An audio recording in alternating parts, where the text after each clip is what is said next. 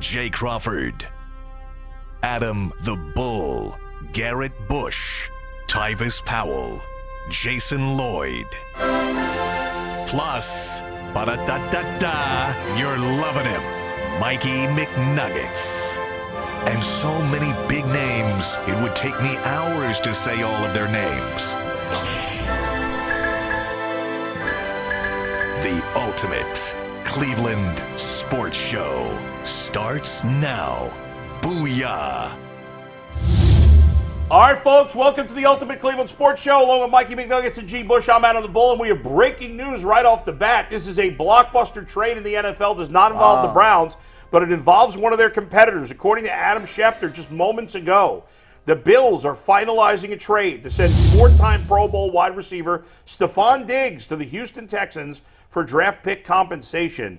This is a huge move, obviously, for the Texans. So their offense now, C.J. Stroud, Yeah. Joe Mixon, Stephon Diggs, Nico Collins, Tank Dell, and Dalton Schultz. Yeah. That's a plethora of weapons. They Holy have the crap. best. They now have, if this trade goes through. Now, I got the pick compensation real quick. go ahead. It's got to be a first-round pick, no? Bills receive a 2025 second-round pick Okay. via Minnesota. The Texans receive Diggs, a 2024 sixth-round pick, and a 2025 fourth-round pick. And the Bills only get a second-round pick in 25. Second-round pick. So they really wanted to get him up out of there. Yeah. Now, Financial, I will say this. big financial stuff. Diggs at the second half of last year showed signs that maybe he was going off the cliff, so we don't know. But on paper right now, the Texans now have the best wide receiving core in football. Yeah, and Tank Dell coming back. He was having an incredible rookie season. Yeah. Oh, really? Yeah. We've talked. I mean, Nico they got- Collins, Dell, I think and so. Diggs. Now, if Diggs goes trio. off the cliff, then no. But I already thought they had a really good, underrated wide receiving core. Wow, that's saying a lot. I mean, especially given the fact that you know what the Bengals got. I mean, But they don't have Boyd right now. And they, Boyd doesn't matter. He's T. replaceable. Higgins and Chase is tough. Yeah, I like if Diggs is still anywhere close to the player he was. If Diggs is not Diggs, then okay, then they're not number one. I will. Yeah. But if Diggs is anywhere close to still being what he was, they have the best because Nico Collins had a monster breakout year, Yeah. and Tank Dell was on his way to one of the great rookie seasons of all time. Yeah, they've upgraded. So and you combine that with one of the best rookie quarterback we've maybe ever seen. Now, he's got to prove it for more than 1 year, but as a rookie, he played well, I think, better than any quarterback I've ever seen. And Dalton Maybe Schultz. Marino, I don't know. Schultz is a good tight Schultz end. is a solid tight end. Joe Mixon's an upgrade in solid the running game. back. Their offensive line's still Laramie shaky, but they still have Tunsil. But, Texans are that's legit. And for the Bills, what do they have at wide receiver now? They signed Curtis Samuel. I mean, he's their number one guy. Yeah. I'm willing. There's just They're going to they have to draft somebody now. this Yeah. move to me. If I was Josh Allen, probably had to sign off on it. But man, I just since they made that comeback, or since the Chiefs made that comeback in Arrowhead a couple years ago when it was that great shootout, I think they've taken a step back. Yeah, I mean, I still like the Bills because I think Josh Allen is Good enough great by himself. But he's got worse wide receiver talent now than the Chiefs do. Yeah. And when you look at the big picture of the Bills, they made a bunch of moves this offseason to shed salary cap. Yeah. They ended up re-signing Deion Dawkins, but they lost their center. They lost Tre'Davious White. They've lost Stephon Diggs now. You look at Houston, on the other hand, in the similar situation in Chicago where they're stockpiling older assets on high contracts. That's the balance you get with a rookie quarterback on a rookie contract versus paying Josh Allen or Patrick Mahomes or Joe Burrow or Deshaun Watson that tier money. Is when you're on a rookie contract, you have all that money to spread elsewhere. So it's a damn good roster now. I'm not going to be a hypocrite because people said this about Jerry Jeudy. Oh, he has some issues, some off the field stuff. How do good riddance? That guy can go to you. You guys have enough headaches. But when you look at Stephon Diggs, he's going to want the football. And are you worried about his wanting the football with a guy like C.J. Stroud? I mean, sure, that's a factor in the end. But unlike Jerry Jeudy, he's actually put up. He's had a great career. He's had a great career. He's put up huge numbers. Jerry Jeudy is some off the field stuff, and he hasn't done it yet. So we talk about Stephon Diggs had a down year last season. Yeah, he still had 1,066 yards, which would be a career high for Jeudy. So I don't know if it's apples to apples, but I see what you're saying. Yeah, it's like I mean that might be an issue. He can be a pain in the neck a little bit. Yeah, like there's we see it on the sidelines, and even when he was getting the ball a lot, we would be like, He still complains. Why is he mad? Yeah, it is weird. I think. Why can't I think of the Texans coach all of a sudden? What's D'Amico Ryans. D'Amico Ryans not putting up with that stuff. No. Guy just retired from playing not that long ago. He's not putting up with that nonsense. And there's other mouths to feed, like you said. Tank Dell and Nico Collins, those dudes is homegrown. I mean, they are a well balanced. Yeah. That's a good team. Now listen again. Diggs and Mixon could both go off the cliff this year, and it's not as good as we think. And Stroud may not But replicate that's the worst tremendous case scenario. If I'm a Texans fan right now, Doing backflips. I'm thrilled. Hey, by the way, listen, I ain't saying nothing. Shout out to the big homie out there, man. I'm not saying nothing. Shout out to all. The Texans is good with me. Y'all got to play somebody else. I don't want no problem. Cecil, hey, listen, hey, Jonathan Wells, hey, have a good year. We'll come on and bring you on. It's loaded. I mean, offensively, and you look at the complementary styles of the receivers. So you have Tank Dell, little undersized but blazing speed. Yeah. Stephon Diggs, a route-running tactician, and Nico Collins, 6'4", 220. Right. And they got Mixon. And Mixon, and you have C.J. Stroud. Again, their tight end's like a decent player. He's not great, but he's like a solid tight end. I'm going on a limb. This is the greatest era. This is the greatest offensive era I've ever seen in the AFC, bar none. These teams is loaded. This is I know we live in recency bias, like right now. Like people think, oh, it's really bad out here in the streets. You know, we're as divided as we ever been. No, we're not. They used to burn people at the stake at once upon a time. I'd rather live right now. But right now, when it comes to the NFL, look at the AFC, bro. Look at it. It's loaded. Look at it. By the way, the Bills' wide receiving core right now, Curtis Samuel, Khalil Shakir, and Mac Hollins. Those are their top 3 wide receivers. So they're going to draft someone in the first round, Obviously, which that actually could affect the Browns now in the draft. That's another team who we didn't circle as a potential wide receiver drafting team. I think the Bills have to go wide receiver in round 1 now. They might need to get a receiver. They might need to get a UFL player. They might need to go D2 supplemental draft because I don't. They do have the 2 tight ends, but I actually like them a little bit. But here's the thing: if you're Josh Allen, what are you thinking? He had to have signed off. I mean, I don't know. If I'm Josh Allen, I'm frustrated. They got a nice tight end who was a rookie, Kincaid and Dawson Knox. But Dawson Knox is kind of just a guy. He's all right. But Kincaid's a guy with a lot of upside. He'll probably end up being a top 5 tight end in the next decade. But they got to upgrade. Now, maybe they'll hit in the draft and they get their new number 1 wide receiver. I don't know. And maybe they think Diggs is going over the cliff. You know, they know him. I don't know. Now, look, Stephon Diggs, to me, like, I need you, I always say, what are you great at? So are you physically, can you go up and high point the football? That's not really his game. Is he going to really run past you? No, that's not really his game. Is he like a dude that's going to be like physical and is a red zone target? Not really. He's like he's Amari Cooper-esque. He's a Jarvis. He's a higher version of Jarvis Landry. But he's had a much better career. Yes, but same type of build, demeanor. He's not a burner, but he's a better player than Jarvis Landry. He's shifty. He's one of those guys that just gets open. Gets open. He's had actually last year, Mike, he had 1,183 yards. Okay. Oh, so way better than I even thought. Yeah. He's had over 1,100 yards 5 years in a row. Okay. He's had at least 100 catches 4 years in a row. Last year he had 8 touchdowns. He's at least had 8 touchdowns 6 of the last 7 years. The only year he didn't, he had 6. So he's been tremendously productive. Yeah, he's been a top 10 receiver in the NFL for the last better part of a decade. He'll turn 31 at the end of the year, so he still should be good. I mean, I like this a lot for the Texans. Yeah, I do too. Yeah. And you know, maybe I think this has a lot to do with. I actually think, if you ask me, I think they think he's going to go off the cliff because his production is there. It's not like he's that big of a headache off the field where it's like, yo, that we know of. Yeah. But he could be a pain in the neck in the locker room a little bit. But, you know, he's had good production. I'm for him, I don't know why he wanted to get out. You're getting 108 catches a year. I mean, he was unhappy in Minnesota playing with a really good quarterback in Cousins. He's playing with the second or third best quarterback in the league, Josh Allen. And I don't know. He's playing with another great quarterback. From Houston's standpoint, I love this because they traded a second-round pick in 2025. So it's not even this year's second-round pick. It's next year's second-round pick, and it's from Minnesota. But you're not getting a Stephon Diggs at this stage of his career in the second round. No don't matter think who you draft, it's not going to be that right. caliber of receiver right off the bat. And while you have C.J. Stroud on this rookie contract, you have to take advantage of the years where his cap hit is so much lower than it will be in 5-6 years when he's getting paid like the top-tier quarterbacks in football. So when you have a guy under that contract structure and you have the money to spend elsewhere, you have to be aggressive and maximize those opportunities. And G, you mentioned Operation Stockpile. When you have the opportunity to stockpile talent across the board because your quarterback's making $2 million, $3 million, whatever it's not that low, but whatever it is, you have to take advantage of it. There's very little downside to this for the Texans. The second-round pick is no big deal. They got all these extra picks from the Deshaun Watson trade.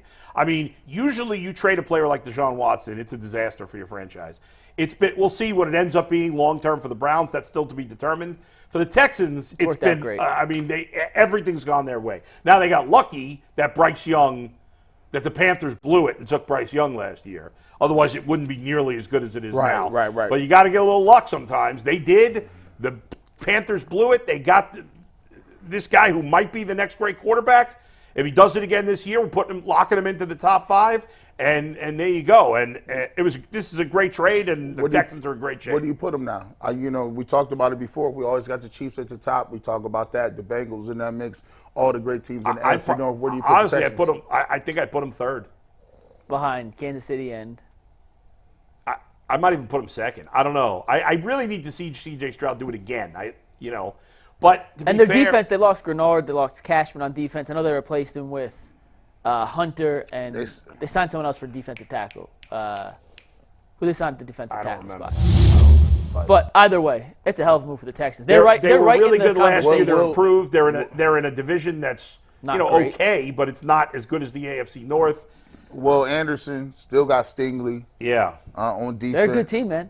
Got approval off it. They're a talented team. Okay. They can win the Super Bowl. Hey, this is one of the moves that one of your dudes, one of the rivals you got that go to school, man. Y'all, all the girls like y'all too. It's between you and him, and you go to school and you see his outfit. Yeah. And you be like, oh, okay, you wouldn't have got them J's. Okay. So what's the counterpunch? Yeah, I see. Well, come with something. Another one of the Browns, the Bills got weaker, so at least another one of the rivals did. But I know you guys were a little further down on the Bills than I was. Obviously, I'm now more down on them too. I had them in the 3 spot, and now I'm obviously taking them out after this move. So, anyway, all right, we'll get to some more football in the second hour. Talk some draft a little bit later. First, we'll say hello to Anthony for the first time today. What's up, guys? That was some fun breaking news to start the show. And before we get into baseball, I want to remind everybody that the sports calendar is loaded and FanDuel is making it even more exciting to get in on all the action. Because right now, new customers get $200 in bonus bets with any winning $5 bet. That's $200 that you can use on the tournament, MLB, NBA, NHL, and so much more. You guys just have to visit FanDuel.com/UCSS to make your first bet a big win. FanDuel, America's #1 sportsbook. All right, so let's get to the Guardians now, who got their first win in Seattle yesterday. Not their first win of the season, but their first win in Seattle. To improve to 4-2 on the season. We talked last week, or I guess Friday. Was it Friday? It was Friday. Yeah, about creating a buzz. So the diehard fans obviously are into it, but the casual baseball fans, the casual Guardians fans, have had nothing to get excited about with this team the entire offseason. They had made no significant additions. They were coming off a bad year and made no significant additions. So as a casual fan, there was really no reason to be excited about this season. And so they started a 10-game road trip, and my thought was if they could come home at least 6-4 and maybe 7-3 or better, then you really create a buzz and maybe some excitement with the women's Final Four here, which we'll get to later. The Eclipse and opening day, and then maybe it creates some buzz, especially if the Guardians can win on opening day, because they're going to play the White Sox, who are a pretty awful team, so they can continue their role. They got off to a good start, winning 3-4 against Oakland. They lost the first game to Seattle on Tuesday. What's today? Wednesday? No, Today's Monday. And then last night they bounced back in what was a great pitching matchup on paper, Luis Castillo and Shane Bieber, and they got the job done. Mike, start us off. What do you got? Listen, Shane Bieber's back, baby. It may not be a complete. I'm not going complete overreaction, but you want to hear the 2 pitchers in baseball history since 1901 that have 20 strikeouts, at least 12 innings pitched, 1 or 0 walks allowed, and no runs allowed in their first 2 starts of the season? Shane Bieber and Shane Bieber in 2020. Yeah, the only pitcher ever. Now, Granted, it's 2 starts. He pitched against Oakland, who has a AAA at best lineup. Seattle's lineup's no juggernaut. Yeah. But Shane Bieber, through 2 starts, has looked every bit of the part of an ace the Guardians had in 2020. They hoped to have last season. He struggled due to injuries, and now they have back this season. The one downside of this is the better Bieber pitches early, the more likely I think he is to be traded at the midseason deadline or at the trade deadline midseason, because the return on his value will be at sky high. But the Guardians had been begging for an ace with all the other variables in this rotation. You have Gavin Williams, who's hurt already. Tanner Bobby didn't look great in his first start, 1 start, whatever. Logan Allen, Tristan McKenzie, Cookie Carrasco. Those guys are a bit of question marks still. This guy was supposed to be the proven commodity in the rotation. Every 5 days, you give the ball to Shane. You think you have a great chance to pick up a win. And so far through 2 starts, he has delivered on every ounce of that promise. Offensively, it was great to see Bo Naylor hit a home run, get 2 RBIs on the board through that. They made solid contact off a good pitcher in Luis Castillo, who has struggled earlier in the season. But the big picture for me is Shane Bieber looks back to the form the Guardians needed him to be at in order to compete this season in the AL Central. Gee, you're one of the casual Guardians fans. Yeah, so I think the story of the season so far has been Shane Bieber. When you look at it, watching this game, Castillo was pitching. He was pitching well too. 6 strikeouts over the first few innings that he was pitching, and it was a pitcher's duel. The Guardians got some hits off of him. Bo Naylor was able to hit a home run. I told you I needed 20 from Bo Naylor. 1 down, big fella. Let's keep it moving. But the thing for me is, I look at it and it's a point of frustration sometimes when you hear, especially when you see a pitcher in Bieber that looks like he's getting back to that Cy Young form. The problem is, every time you mention his name, the first thing we talk about is the trade. The first thing we talk about is moving him out for pieces and parts. And look, I like the Guardians have a farm system and they like to accumulate these parts. But let's be honest, the track record with getting these pieces has not been 100%. The track record for getting these huge hauls of people for Cy Young award winners is hit or miss. It's not guaranteed that if they trade him for a bunch of prospects, any one of those prospects are going to be great. I think for me, and this may not be a really popular take, is, look, if Shane Bieber continues to pitch like that and you get Gavin Williams back and Bobby, Allen, we haven't even talked about McKenzie, and if McKenzie is actually back to what he was doing a couple years ago, you got a team that can definitely win the division, and you also have a team with that type of rotation that is formidable for anybody. So for me, if Shane Bieber continues to pitch this well, I'd actually take the non-conventional thought process and say, look, I might not get nothing for him, but it gives me a chance to win this year. I'm not moving him. We might just have to let him go. I'm not going to worry about right now what they may or may not do at the trade deadline. That's a conversation for a later time. Believe it or not, as well as he pitched, I am a little concerned that his velocity was down a tick. He had been a guy who threw 93, and in spring training he was throwing, and last year his velocity was down. He was averaging like 91, and in spring training he was back up to 93 again. And his last start he was around 93, and this start he was closer to like 91.6 or whatever. It may not sound like a big deal. You're like, well, it does make a difference, though. It does make a difference. Now, you wouldn't know it. It was interesting because early in the game, I actually thought Castillo looked better. The first 3 innings, the Guardians couldn't touch Castillo. Whenever they got on base in those first couple of innings, it was like a blooper. And in the first inning, Bieber looked a little vulnerable. He gave a couple of hard hits, and then there was a big play, first and second, 1 out. I think it was Mitch Haniger was up, and he hit a bullet, but it went right to second base, and they got out of the inning. And, well, they eventually got out of the inning with the next batter. And then Bieber was just on lockdown the rest of the game. And Castillo kind of lost his mojo in the 4th inning when Naylor hit the home run off him. And the game turned from there. Only 83 pitches, though, Bull. I like the fact he had command. 83 pitches overall. He wanted to stay in that game. And I think it's good. His velocity may be down a little bit, but how do you feel about his velocity being down, but he still added another pitch, which I think besides the velocity being down a little bit, and hopefully, it's still early in the season, so it could, for some guys, it can build back up. I love everything else I'm seeing. His movement is fantastic. His fastball, some guys throw a fastball and it just kind of stays straight. His fastball moves. It moves. Yeah. And not everybody has that kind of movement that he has. Again, we'll see better lineups going forward. The Mariners have a decent, it's an okay lineup, especially near the top. And so I love what I'm seeing for him. That's the only little bit of concern I have. But through 2 starts, he's pitched ridiculously well. And by the way, in 2020, he won the Cy Young. It was a COVID season, so I don't give it the same credibility, but he still won the Cy Young. I'm curious if Jay noticed this, and or if you guys did. There was, it's a Pitching Ninja on Twitter where they overlay all the pitches together. Sure. And I put it in tag board. If you want to pull up the Pitching Ninja one, his arm angle on his breaking balls and fastballs so far through 2 starts this season have been almost identical, which may be making up for the lack of velocity. Is hitters just simply can't pick up what's a fastball, what's an off-speed pitch. And I'm not sure, and I'm not going to pretend to tell you guys I went back and watched every pitch last year in 2020. I don't remember it looking as identical as it has through 2 starts this season, and that may be how he's able to overcome a 91-mile-an-hour fastball versus a 93-mile-an-hour fastball. He's got him swinging at with some so bad much pitches and there's a couple of pitches, like he threw 92-mile-an-hour fastballs right down the middle of the plate. Right. And I'm like, why are you not seeing? They didn't even swing at it. So that looks like that a slider out of his hand. Yeah, it shows move. me he may be confusing people with his pitch selection and his arm angle. His command is completely on point right now, and it does feel like the batters are having a hard time seeing the ball out of his hand. Yeah. Because as you said, they're taking some good pitches and they're swinging at some bad pitches. That's when you know your mechanics are right. And you can see, it's almost identical. But if you're looking side by side here, where it comes out for both pitches is nearly identical. Yeah, trying to pick that up in real time with half a second to react. Look at that. It's incredible. Yeah, see the slider. Oof. Yeah, but there's no tell. There's no distinct giveaway that he's throwing. He looks exactly the same, and he's just.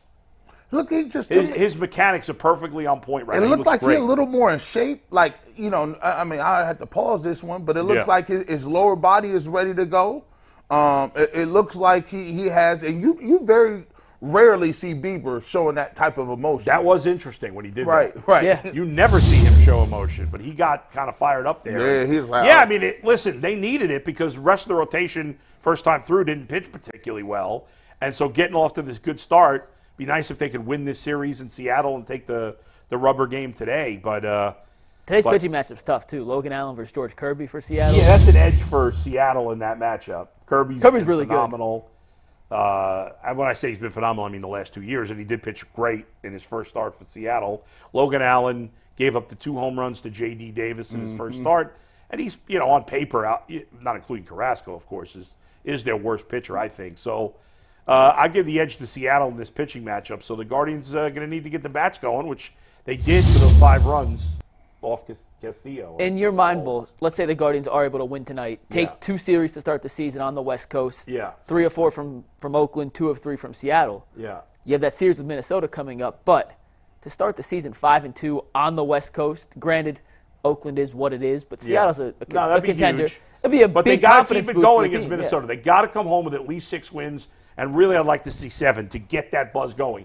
And then there's a lot of casual fans that go on opening day, and how much they are locked in beyond opening day is a lot of times, as silly as it sounds, based on how the Guardians perform on opening day.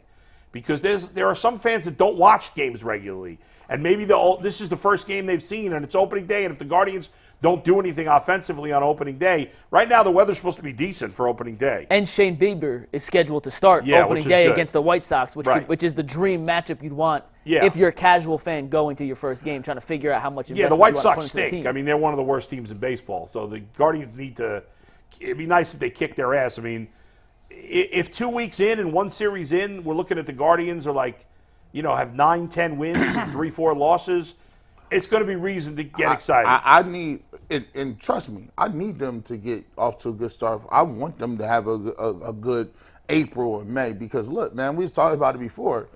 I mean, we talk about these football topics. These football topics is a bunch of polls. Yeah.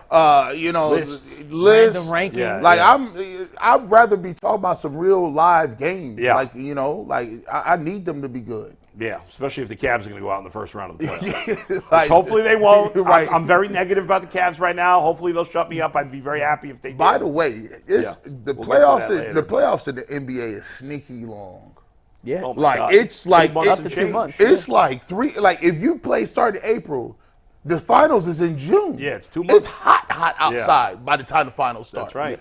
Yeah. It was hot the day of the parade. Yeah, it was. It was. Listen, it was hot the day they won. The Cavs won the finals. That's right. I didn't have no AC at the time. I was in my old house. I was like, whew. I was watching that game at Dustin's brother's house, and his brother has a pool at his house. And when the Cavs won, I didn't, but almost everybody else there ran and jumped in the pool. What have you seen so far from Bo Naylor, though? Well, first of all, I'm glad that I didn't like that Hedges is starting his third game at catcher, but if they're going to do that, at least have Bo Naylor at DH, which obviously they did yesterday.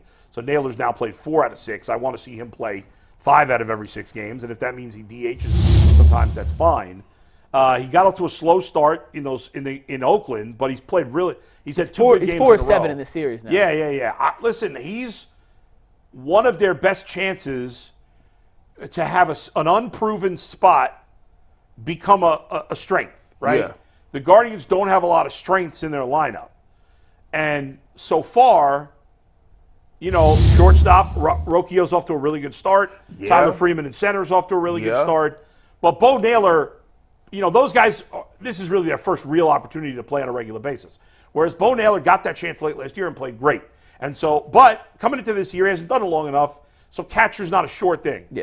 I had real high hopes for him, and that's why I want to see him play nearly every day. With catcher, you're not going to play him every day, but I want to see him catch, 5 of every 7 games and then DH a 6th every week. That's what I'd like to see him do. And I think he will once we get deeper into the season. What do you think about but I've been very impressed with what I've seen. What do you think about Vogt looking like he's going to play everybody at DH? It looks like he has a propensity to play, I don't know, maybe it's me. Yeah. It just seems like he's playing a lot more platoon guys early on. I think early in the season that makes sense. The Guardians have a number of spots where you don't have a guy good enough to say you're going to play every day. I think it's good rotating early. I think it'll change once, assuming Kyle Manzardo comes up in a few weeks. He's the one that changes the whole equation. He's going to change that because then he's mostly going to play first, and Josh Naylor, who's not good in the field, will mostly be is going to play DH. Yeah. And that'll make a difference because sometimes people underrate the importance of a good defensive first baseman. A lot of people feel like, especially in the old days, it's not as much like this now, but it used to be like, just throw the worst fielder over at first base. Like you throw the biggest kid over there. Right. Yeah, exactly. But it's important. You're going to save a lot of runs, on a deep throw, stuff like that. But especially when you got guys moving down the line that they move now. Now a lot of the throws is catch, turn, throw, and you got to either scoop or dig at first base. It's going to be interesting over the next bunch of years because with the rule changes in baseball last year, but particularly the bases, right? They made the bases bigger. More stolen bases. And this was the stolen base. Not only were there more stolen bases, but the success rate of stolen bases was way up. And why that matters is because a sport that is so analytics based, part of the reason stolen bases were disappearing, or the main reason why stolen bases were disappearing from the game, is because the percentage of success was to the point where it wasn't worth taking the chance unless it was a super fast guy. Well, now with the bigger bases, the success rate is way up. And so now the chance is worth taking it for the medium speed guy instead of just the super fast guy. Mm-hmm. And more guys are stealing. I wonder if we're going to see more and more athletic. It used to be all about the home run guy. Now we may see more and more athletic. I was going to say there's more just faster guys in baseball now. How many guys in the Guardians? I mean, Naylor's not a slug by any means, but he's not really churning up the base pass. Other than that, Naylor's kind of a slug as a runner. That's what I was saying. I shouldn't even say that. He is a decent base runner for a guy. He's not a base stealer, but he's my point is, you look at lineups across baseball. There are very few times where you go, that guy's on first, 0% chance he's stealing. There's no David Ortiz where you walk him and you don't have to think about it. Like all lineups across baseball. Neither of the Nailers is going to steal bases. Obviously, when Hedges is in there, he's not going to steal bases.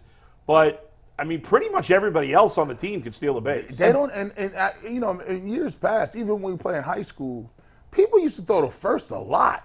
Now you can't. You can only do it twice. And so now that helps the stolen bases too. Like you can only throw twice. That makes a big difference. After the second time, he can't throw over. You can get a huge jump. I mean, that used to be. People used to throw it over there 5-6 times in a row. You'd be like, come on. And to your point on the defensive first baseman, like the Guardians, even if they have a better offensive season than last year, they're still not an offensive juggernaut. So being able to save every run to help win a game 3-2 or 4-3 as opposed to giving up an extra run by a base runner getting on by a fumbled ball or a stretch that wasn't executed properly, that could add up over the course of a season. Absolutely. And 4, 5, 6 of those plays could equal 2 or 3 wins down the stretch. And in the AL Central, That 2 could be 3 the wins could be the difference. difference between being the division winner or having a chance to fight for a wild card spot. So, Well, division winner being out of the playoffs, because I don't know if they're going to get a wild card. but you get what I'm saying. Like, it could be the difference. Yeah, in, it could certainly be the difference. And I think, the Guardians have seemed to get off to such terrible offensive starts in recent years.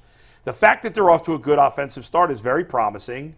And the fact that some of their young hitters, Naylor, Freeman, Rocchio, are all off to good starts is promising. It's 6 games. They certainly may not keep it up. I don't want to go over the top about it.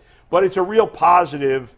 It's a positive start, and it is creating some buzz for the team. And one last guy you didn't mention, Will Brennan, his average isn't there, but he's hit the ball hard a lot. He's got robbed twice on Monday. He's had a couple times where he's hit the ball Julio hard. Rodriguez made that catch where he robbed them of a home. Well, But I'm just saying, whatever. his average, you look at the numbers without the contact. No, he's hit the ball well. He's hit the ball significantly harder than he had any stretch during the Austin season Hedges, last on the year. other hand, still can't. And He struck out on a pitch that was like 10 feet off the plate yesterday. Rocchio is funny, man. Like he just came up and just started starting. Yeah. Like he was. I like it. He beat Arias. He wasn't. I didn't think he was going to be like a guy that was going to just come up and start and do that. I love it, and I think what's exciting potentially is if Chase DeLauder and Kyle Manzardo play well in AAA. Well, DeLauder's probably going to be. I think he's in Akron, but if they play well in the minors. By some point in May, and Manzardo will be up before DeLauder because Manzardo is ready to play in the majors. But eventually, let's say by June, they're both up. And now you got Manzardo at first, if he, and Naylor at DH, and then you got DeLauder playing, right field maybe. Tyler Freeman in center, move on from Laureano, move on from Florial, or have Laureano as a bench guy with Brennan. And all of a sudden, then you could really be talking because as good at, listen, a lot of their prospects have not done a good job as the infield prospects. Manzardo and DeLauder are their 2 best offensive prospects. Yeah. I feel really good about those guys both contributing. You never know. But if all of a sudden, as bad as the lineup was last year, if by June you have DeLauder, Manzardo, Naylor, Freeman, Rocchio all hitting, and Ramirez and Jimenez and Quan are good, it's a totally different team. It's a lot to ask, and it's a lot of maybes, but it's not impossible because they all have good pedigrees. You know what I love as a casual? I like to see the same lineup. I like to say, back in the day, what I loved about watching the Indians was the fact that I knew who was playing in right field, left field, center field, catcher. And I could rock with them and say, okay, well, we got this lineup this year. We got the young guys. We got everything set. Maybe a couple of guys or flash during spring training. You might add them or a pitcher here or there. Yeah. But for the most part, your lineup is set, and you got some people you can hang your hat on. If they can get to the point where they can, bring those guys up and have them become a unit, I love it because next year you're ready to go. I think certainly by the summer we could see that, and that's potentially exciting, and that's could be, potentially be enough to get them in the middle of the pack offensively. And maybe Tyvus's hope that the Guardians finish top 15 in home runs. It's a lot to ask, but it's not impossible. Where do they rank right now? Do you know? In home runs? Yeah. I think they got 5, don't they? Which is not a ton, but it's better than. And we look up where the Guardians rank in team home runs right now. It's not last, but it's probably still closer to the bottom. I potentially like this team better than the year they had when they went to the playoffs and surprised some people with a bunch of young guys. Yeah, there's more potential. I like this team better than that team. That team, won a playoff series. Yeah, that they did. Should have won a second. Go ahead. We're in 17th place, tied with the Tigers with 5. Close to the middle. All right. If they could, close to the middle. Tyvus at 15 was not. Yeah. If they say 15, that's good enough to win this division. If the Guardians are in the middle of the pack offensively, they're in good shape. They can. If you told me right now they're going to finish 17th in home runs and 14th in overall offense, I'll tell you they're going to be in the playoffs. One to the bank. Most likely, unless they have, just all kinds of pitching injuries. Go ahead. They're number 5 in hits as a team too, by the way, with 60 hits already. Yeah, that's good. Helps you played Oakland first. Again, it's early. They've played Oakland. They've played 6 games. There's other teams that have only played 4 or 5. So if you looked at home runs per game. Stop giving the context, Bo. No one cares about the context. We just want to hear 17. Hey, I just spent 10 minutes saying I'm excited. For 7 games, this lineup is directly proportionate to the 1997 Indians lineup. Love that. Stop people be loving it. They just be getting on to the bandwagon quick. Oh, my God. All right, Anthony, what do you got? All right, guys, so we're going to head over to basketball next, but real quick, I want to let you guys know if you're looking for games for the Guardians this year and last-minute tickets are the way to go is Game Time. You guys get 60% off buying last-minute tickets for sports, concerts, comedy, and theater. You guys can save even more if you choose a section and let Game Time choose your seats. It's guaranteed. They will credit you 110% on the difference, lowest price, and your purchase is covered with the most flexible customer service policy in the ticketing industry. All you guys have to do is go download the Game Time app and spell out code LOCKEDONNFL for $20 off your first purchase. Download it and get your last-minute tickets, lowest price guaranteed at Game Time. All right. By the way, it's very bizarre because we bought for I think it was for Hanukkah, we bought my son an Apple Watch. Uh-huh. And so he only is able to contact my wife and I,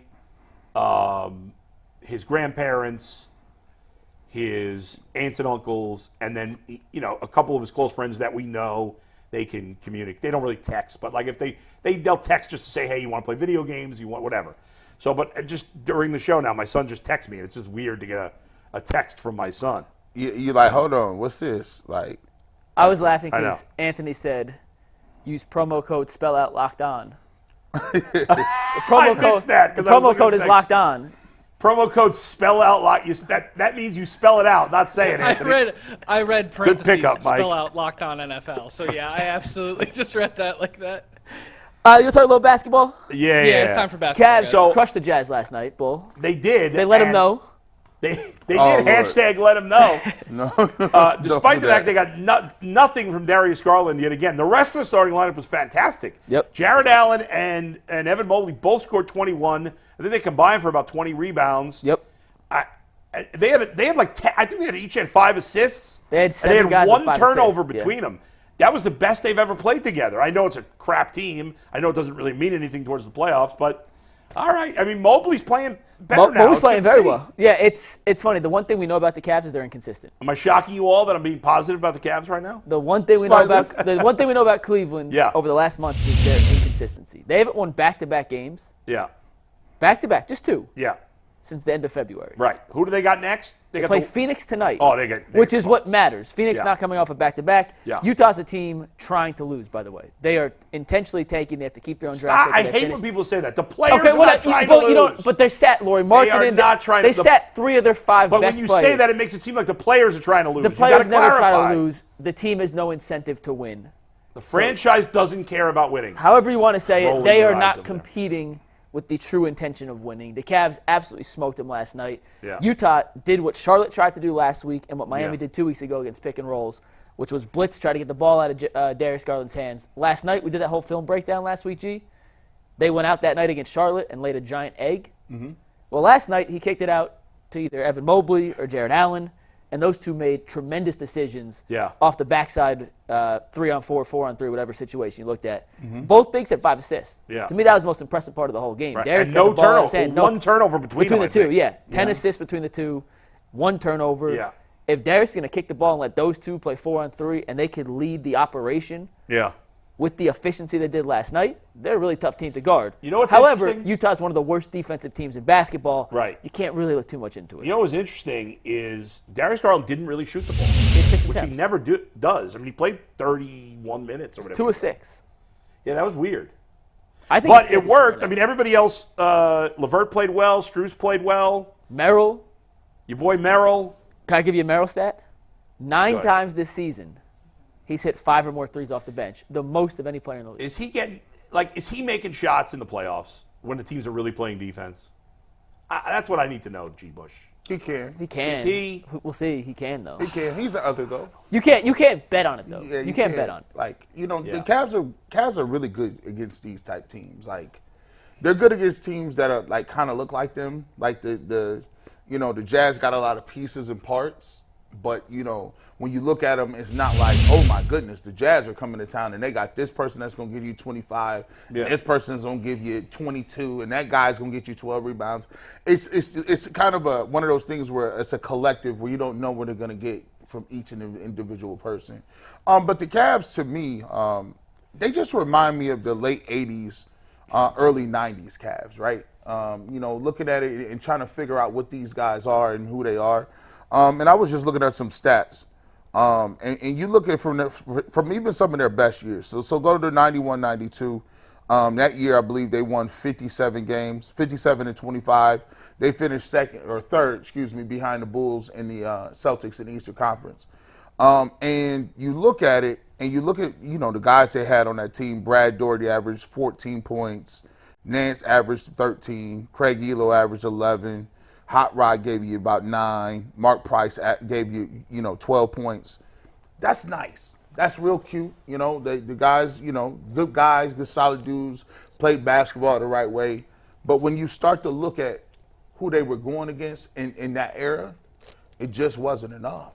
When you go into these playoffs and you got Pippen and Jordan, the best 2 players in the series, you're done. Yeah. You go back to you play the Celtics. You got Bird or you got McHale or or Parrish. Like they got the best 3 players in the series. So in the NBA, when you look at what the Cavs are able to do, Caris LeVert, they look good right now. Trust me, I like it.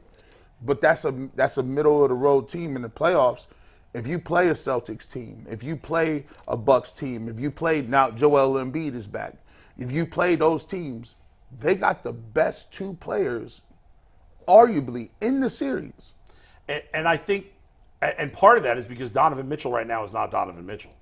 And let's face it, there's no way he's going to be right by the playoffs. How can he be? And that's why ultimately it's hard to get excited right now because at least if Donovan Mitchell were healthy, you'd have a chance to do something.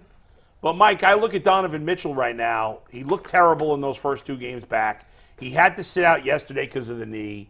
Like, how do you have any faith that in 3 weeks he's going to be ready to go in the playoffs? Well, last night was a scheduled rest.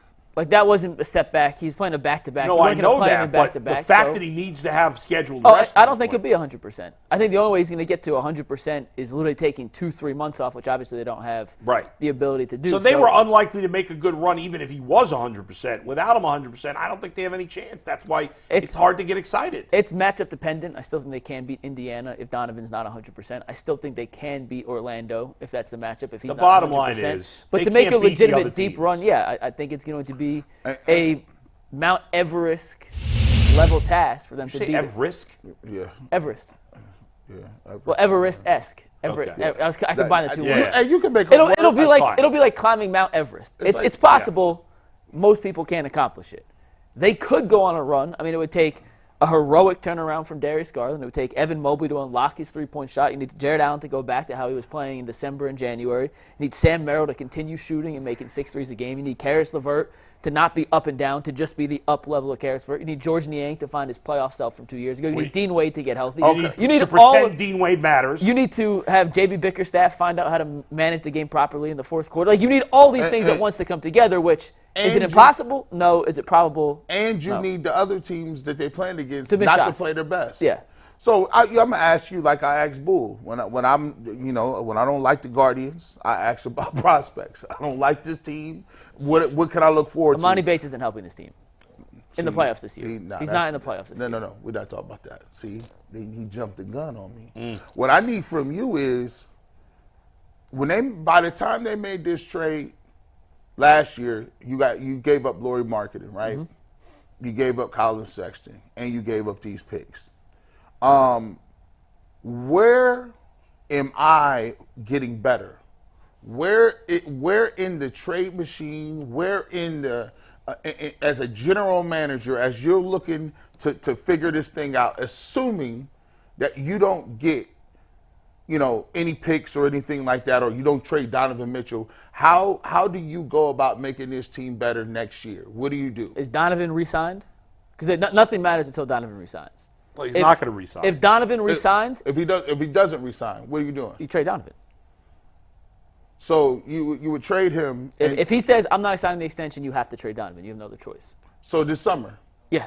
Yeah. You can't let him play out and walk for nothing. So you have to trade him. Okay. And if he does re-sign, then what? I think everyone on the roster is up for. Then you up on the table. Right. The problem though is, let's say he does resign, that'd be great. Then you maybe think about trading Darius Garland, but what are you going to get for him right now? His value's at an all-time low. Right. And I'm not trading Mobley. I think if you're going to make a move, Garland's the guy you would theoretically move, but I just don't think he doesn't have a ton of trade value. The return on but that. let me ask you guys this: when the season ends, all right, let's say the Cavs get to the second round of the playoffs and get smoked in the second round, whoever they play, which is not an unlikely scenario. Boston, Milwaukee, one of those two. In the end, if they get punked in the second round, do you really care that will them winning in the first round be meaningful if they get punked in the second round? That goes back to my Cavaliers. We were talking about of the 90s. The Cavaliers of the 90s, 88, 89, 90, 91, 92, they were the fourth best team in the East. No one remembers those teams, and we outside of Cleveland.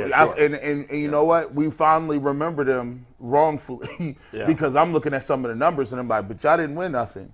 But but I feel like we're in that place again where it ain't enough. We talk about people coming back from injuries, and if this person get healthy, and if JB figure it out, and if they can play together and gel as a unit, man, look. These other teams, Joel Embiid is Embiid. You don't have a top 15 guy. You don't have anybody that can do. Tatum is Tatum. You don't have nothing to rival Giannis. Yeah. If they show up in your gym, you're dead, especially it's playoff time. So sometimes for me, I'm in a point where I love it. They right there in the middle, but I can't fool myself and think that right. It depends. And even the Knicks, who don't really have a player better than Donovan Mitchell, but they're a better team. They're just better. It just depends on your expectation. If you think this team could legitimately win a championship at fully health this season, which I don't. Yeah. I don't. But if they were 100% healthy and they got to the second round and lost, it's a giant disappointment. I think, and we talked about this when we did the topic maybe a month ago, who's closest to winning a championship, the Guardians, the Browns, or the Cavs? I think their ceiling with the current roster construction, with Donovan and Darius being theoretically your two best players as undersized guards and two non-shooting bigs, Mobley can change. Mobley's made a couple more shots. The 3 against Philly on Friday was big. Made another 3 last night, but he's not a shooter yet. Right. You're capped. So second round exit is kind of where I think is second round is good. It kind of is what it is. It's kind of like good. Like if you want to be cute about it, like if you beat the Heat or the Magic it comes down to is good enough. Is good, and that's a whole different question. Right, is good enough? Well, depending on that goes. It depends on what you want. Organizational-wise, are you in the business of championships? Because if that's your business, good is not good enough. As a fan, you always want to win a championship, and it's always a level of disappointment. I think now, looking back at the Browns season, it was a satisfying season to some degree, but it's never fully satisfying unless you win a championship. For me, I knew it was something. I questioned that because when Brad came in and he talked back after the season was over, we had Campy Russell on the show too. You hear Kobe Altman talk, you hear JB Bickerstaff talk. When you get people that are saying the same thing and marching the same company line when it says we won 51 wins and that's something to be proud of, I question whether or not you are really in the business of really trying to win. Yeah, I would never think of. It's different with football because every game matters so much in the regular season. But to just win, to say it's an accomplishment to win 51 games in the regular season in the NBA, that feels totally hollow. Nobody pays attention to who wins the division. No one cares. Miami won 43 games last year in the regular season. It doesn't matter. We don't talk about the fact that they were a poor regular season team. We talk about the fact they found a way to win 3 playoff series and reach the finals. And they beat the Nuggets in the game. And they won one. We've been here where LeBron had 66 wins a couple years in a row. Yeah. So my thing is I just don't know where to question. I don't know how to read the room.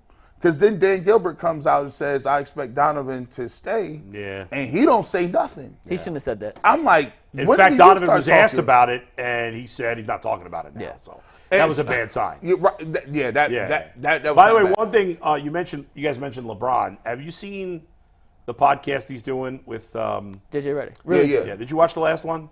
Where you talk about how they made him switch off JJ Redick every single time? No. They put out one this morning. I haven't seen the one this morning. I saw a clip.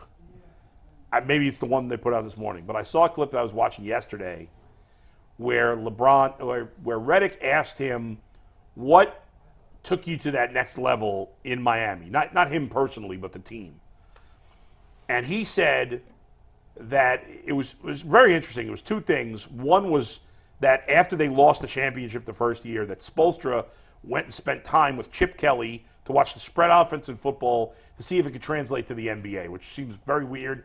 But LeBron thought that was huge. I love the idea. The second thing was, he said, was when we said, basically, he was like, yeah, I had to play much better. I didn't play well enough the first year. But he also said it was when Chris Bosh went out, and we said to Chris Bosh, he's got to hit that corner three. Yeah. He's got to go out and be deadly from that corner three. And once Chris Bosh was able to consistently hit that three and be a threat, that's when they went to another level. It changed the whole team. The spacing, and you go back to that Miami team. LeBron could shoot, not a great shooter. Dwayne was a slasher. Could shoot, not a shooter.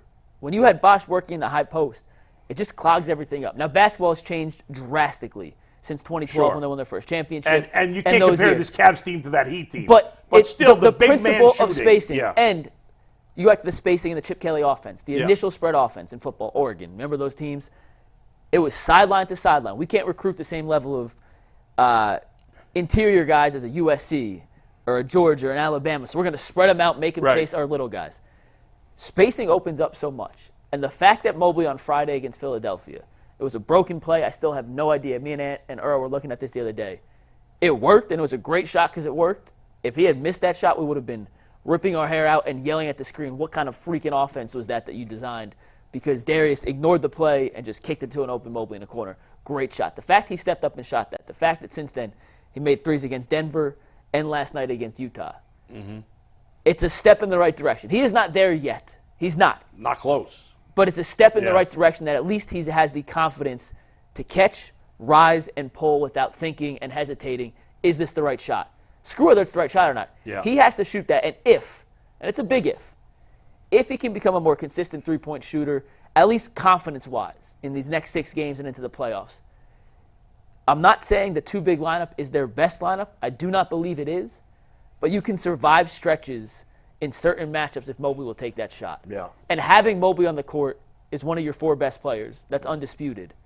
Your best players on the court should lead you to the best result basketball-wise. Yeah. And while I don't think it's their best closing lineup right now, and if you needed a bucket, 10 seconds left, I don't think Mobley's in that 5-man lineup. The fact that he's shown the willingness to shoot without hesitation and make those shots over the last 3 games at least gives me a little confidence that teams will have to look his direction for a split second before deciding to close out or not, which gives Darius and Donovan and Caris all the extra space to operate up top. You know, what makes a really great player in basketball is like the creativity and the gumption to say, I'm not a role player. Like, Tyrese Halliburton just woke up and was like, nah, bro, listen, it's cool. I'm not a role player. I'm not another. I'm not an other. Like, and most of it is taking those shots with confidence, being like, so what I missed? I'm not an other. I get to shoot that and it don't matter. Jarrett Allen, you can't shoot this shot. You go down there and rebound. I'm out here shooting this jumper.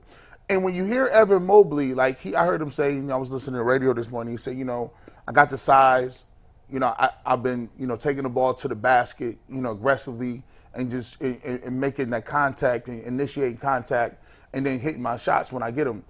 That's a big part of it. Like, hey, I'm going to get this ball. I'm going to initiate the contact. And the refs are going to give me that because I'm aggressive. This is what I do. And a lot of times you see, like I always wonder, and look, Donovan Mitchell wasn't drafted highly. He wasn't a national player of the year coming out of Louisville. But at some point, he just woke up and was like, oh, no, I'm better than everybody. Like, this is what it's going to be. And you start to see people's game develop. That, if they can get that out of Mobley, then we can change a lot of things. All right, let's wrap up this Cavs. Hold up on that Mobley thing real quick. And we pull up the 2 Mobley plays I sent you. They ran something yesterday that I've never seen them run for. The dribble handoff, the uphill dribble handoff one. They ran a play for Mobley yesterday. Yeah. I'm not going to break it down, but they've never done this in the history of the uphill handoff one. And I think it's the next one. Nope, next one. One more. This one. They've never done a dribble handoff for Evan Mobley coming off the wing like this. Ever. That's the first time in the history of the Cavs have ever run that. And he And looked he took so, advantage of it. so confident Yeah. in it. That's the progression we need to see from Mobley. Yeah. And it may be a little thing each and every game, but that's something he didn't have the capability or the confidence to do a month ago. And he was aggressive after getting the ball. And so he's slowly getting into what he does best. All right, let's talk. like that. Let's wrap up the Cavs segment with a new segment I like to call the OWG. You know, OG is original gangster, but the OWG is overrated white guy. We love to do the overrated white guy. And that brings us to one of my favorite overrated white guys, Dean Wade, where that's where we take a white guy and make him more important than he is. Go ahead, Mike. The vanilla wolf himself. I didn't say he's more important than he is. I just said the Cavs are desperately missing his contribution. Just a couple numbers for you guys. How was contributions in the playoffs last year? How did he do there? Well, you can say that about Evan Mobley. You can say that about Jarrett Allen. You can say that about Donovan Mitchell. You can say about Darius Garland. You can say about J.B. Bickerstaff. You can say about Danny Green. I mean, who can't you say that about That's fair. on the Cavs? All right. Danny Green. I don't know if we're going to blame him, but go ahead. He was terrible. Jason said he's going to win us a playoff game, and he Jason couldn't was out make a of his shot. mind. So I just was looking at the numbers. And Dean Wade hasn't played in over a month now. And they brought in Marcus Morris, who's had some flashes. They played Damian Jones, James a little bit. Jones or James? Doesn't matter. Jones, whatever. A couple minutes. The one thing with Dean Wade that the other guys can't replicate is he's a 6'9" wing defender who can also shoot. So when you want to go with your one big lineup traditionally, whether it's Allen or Mobley at the 5, you can play Wade at the 4. Their rebounding numbers don't suffer at all. He's actually a better percentage rebounder than anyone on the Cavs not named Jarrett Allen or Evan Mobley. So they're a better rebounding team with him on the court. And I was just looking at some random numbers, and this I thought was funny. With Dean Wade on the court this season, the Cavs are 36-18. Without Dean Wade this season, they're 10-12. It's a 45 win percentage. Without Donovan Mitchell this season, Yeah. 12-13, a 48 win percentage. So they've actually been better without Donovan Mitchell than they have been without Dean Wade, which doesn't mean a ton. Yeah. But he is the highest net rating of any player on the Cavs. And the this, best defensive rating of anyone on the Cavs by nearly 5 points. This is the interesting thing. We got into the same argument. I can't remember who I was arguing with. It might have been Aditi. It might have been Jay about the Steelers' record without T.J. Watt. And Cam Hayward. And my point is you can't prove any cause and effect. There's no context. You don't know who they played versus who they played. Like, you're not giving any of that context. To me, okay, you could turn that into something we can make numbers look the way we want. Mm-hmm. That could either be a complete coincidence because while Dean Wade was out, there's a lot of other guys who haven't played well and have been hurt, or maybe it means something. I don't know. I think Dean Wade is a non-factor. The net rating stuff should mean more than. If you want to look at, take out the win-loss record. Yeah. He has a plus 8.3 net rating. It's the highest on the team. They are 8.3. How do you get net rating? Like, how legit is that stat? So NBA.com I know nothing about offensive net rating and defensive rating. So per 100 possessions, how many points does a team score with you on the court? That's your offensive rating. How many points does your team allow per 100 possessions? That's your defensive rating. Your net rating is the difference between your offensive rating and your defensive rating. Anything in the plus, positive. Yeah. Anything in the negative, bad. Dean Wade has a plus 8.3 net rating, the highest of any player on the Cavs outside of Pete Nance, who's played like 2 games. He doesn't count.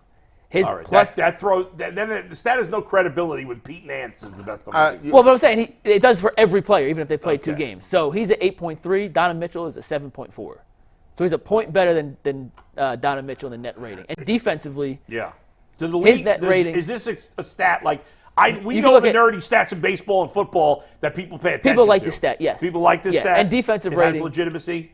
Yeah, I mean, the 8.3 would be one of, I could give you the exact number. Yeah. It's one of the better marks in the entire NBA for guys who play 20 minutes a game. He has the best defensive rating on the team. Think about it like this. I'm still not buying Dean This Wade. is devastating, Yeah. and it's not refutable. Even if Dean Wade was the defensive player of the year, the Cavs still wouldn't be winning. No. Facts. That's crazy. If you just made him just turn, like this is a 2K argument, turn his defensive ratings all the way up to a 99. Dean Wade is the highest defensive rating of any player in the NBA. How is that possible? He can't be the best defensive player in the NBA. It's not it's how good is your team defensively when you're on the court. See? So when he's on the court and he's playing 20 minutes a game in 55 games, so it's not an individual statistic really. But he's part of all their best defensive lineups. So the causality. So you say what? So what is the causality, or what's the outcome of this? Yeah. The outcome is that don't really matter that much, does it? Like I don't know, man. I know my baseball nerd stats and I know my football nerd stats. I don't know anything about these basketball nerd stats, but all right. Hey man, It can't hurt. It can't hurt. The other guys, real quick, the other guys in the top 10 of defensive rating, Dean Wade 1, Yeah. you have four guys from Minnesota in the top 10. It's the best defensive team in basketball. Yeah. Naz Reid, Kyle Anderson, Rudy Gobert is 5th, Mike Conley's 6th, Aaron Holiday, and 2 guys from the Celtics. And what's their record? They're in the top 4? Timberwolves 2nd in the West. All right. Boston number 1. Dean Wade is a superstar. That's not what I said. Yes, he is. That's not what I said. He's the coldest to ever do it. They better not lose a game when he comes back. The Vanilla Wolf. That's not. We're going to talk more about that. We started the show with actually started the show with the breaking news. Then we went on the Guardians. And we're going to get back to the Guardians in a second. But first, Anthony, what do you got? Yeah, guys, if you can't get enough Guardians today, just a reminder that we do Ultimate Guardians every Monday. Zach in Bull. It's what, 3:30 usually? 3 to 3:30, yeah. Yeah, Well, 3 so to 3:30. go check out Ultimate Guardians every Monday from 3 to 3:30. It's the best baseball podcast you're going to find in Cleveland, guys. There you go. Let's bring in Jensen Lewis from the – is he with us? There he is. What's up, Jensen? Jensen, how are you? Hi, guys. How are you? Good. We're doing good, man. I'm hoping – and you know this, like there's the diehard fan base for the Guardians, and then there's a large portion of the fan base that they're casual fans that come in and out. And obviously this offseason there was not a lot of buzz created for the Guardians, for the casual fan. So my hope was they'd get off to a great start on this road trip, and by the time they came home, people would be excited. And I feel like that's happening. Now, you still got 4 games to go on this road trip. But the fact that the offense – I know Bieber's been lights out. But the fact that the offense is off to such a good start has some of the casual fans excited, which I'm excited about. I know it's way early. You can't read too much into it. But the Guardians, as you know, have had so many rough starts offensively over the years. I think it's really exciting that some of these young guys especially have gotten off to good starts. What do you think? Yeah, Bull, I think the first thing that jumps off is when you look just at the run differential around the league through, 5-6 games, the Guardians are 3rd in Major League Baseball. I don't think that we had that on our bingo cards, even with facing the Oakland Athletics for 4 games to start. But, yeah, again, when you look at the overall construction and knowing what happened this offseason, this front office was basically saying we're going to try and see what the young kids can do. That's where our bread is buttered. We're going to give Tyler Freeman, we're going to have Brian Rocchio, Bo Naylor, Will Brennan. Those guys are going to get the lion's share of opportunities at least through the month of April, if not maybe half of May. Kyle Manzardo had an unbelievable spring training. I'd be shocked if he doesn't get a call sometime in the month of May because his back can legitimately help this lineup. Chase DeLauder maybe a little bit farther down the line, but you can kind of see that the future is now as far as where this front office and this coaching staff had in mind this offseason of if our offense is going to work, it's going to be in-house. Jensen, I got a question. This is more of a training and a philosophical question. When I played baseball in high school, you had one kid that made through 85. If you saw a kid that throw 88, you was like, oh my gosh, this guy's throwing heat. Nowadays, they got these farm systems in places where they're getting guys who were throwing 92. Now they're throwing 96, 97.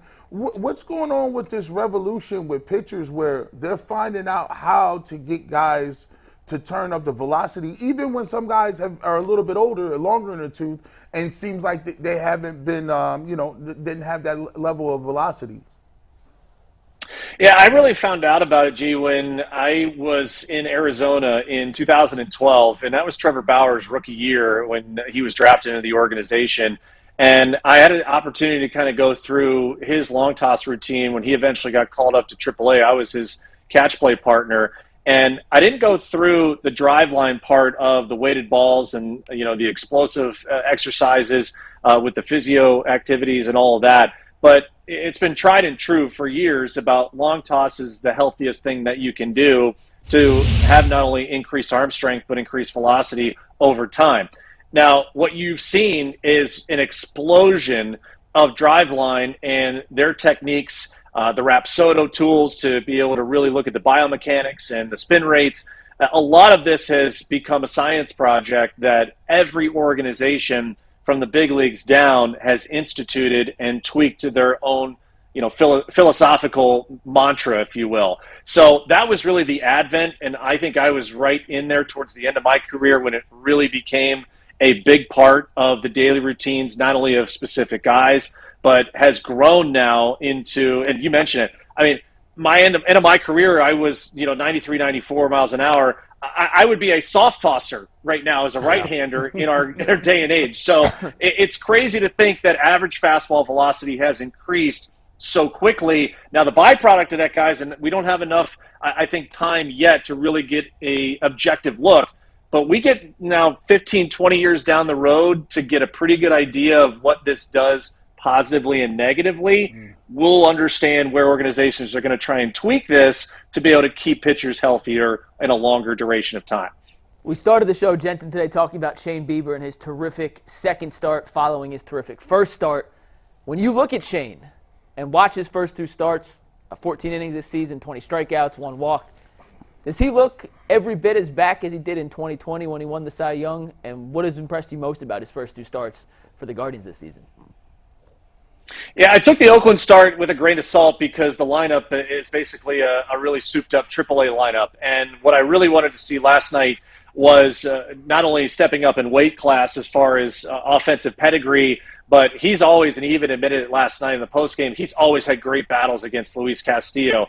I think for him, the 2 things that stand out, yeah, there's a little uptick in velocity. I'm not as concerned about that or putting as much weight on that as I am the lateness and the depth of the off-speed stuff. And another thing, too, to watch as we move forward, guys, now Austin Hedges sort of alluded to it. They got away from being as much cutter-happy towards the end of last year when he came back, and maybe even the last couple of years. He's really been very good about these first 2 starts, mixing in a curve, a slider, a changeup, a cutter. You're upwards now of 4 or 5 pitches he can go to at any point, and you're asking opposing hitters to have to be ready for that when he's got the pinpoint control already. It's 20 strikeouts against 1 walk, and that is going back to 2020 when he won the Cy Young and he was literally dominant for 12 straight starts. Jens, I'm curious. You mentioned the A's, and I mean they're just horrible. They were horrible last year. They're going to be horrible this year. When in your first year in the big leagues was 2007, right? If I remember correctly, 2007. Obviously, the Indians were great that year. You guys had a great season. 2008, you were kind of middling, and then in 2009 and 10, you guys didn't win a lot of games. How tough is that? I know it's early in the season. Maybe it's not as tough, but when you get late in the year and you know, like by July, that you have nothing to play for, how hard is it going to work every day? They may know by the middle of May, Bull. I think so. To be honest with you.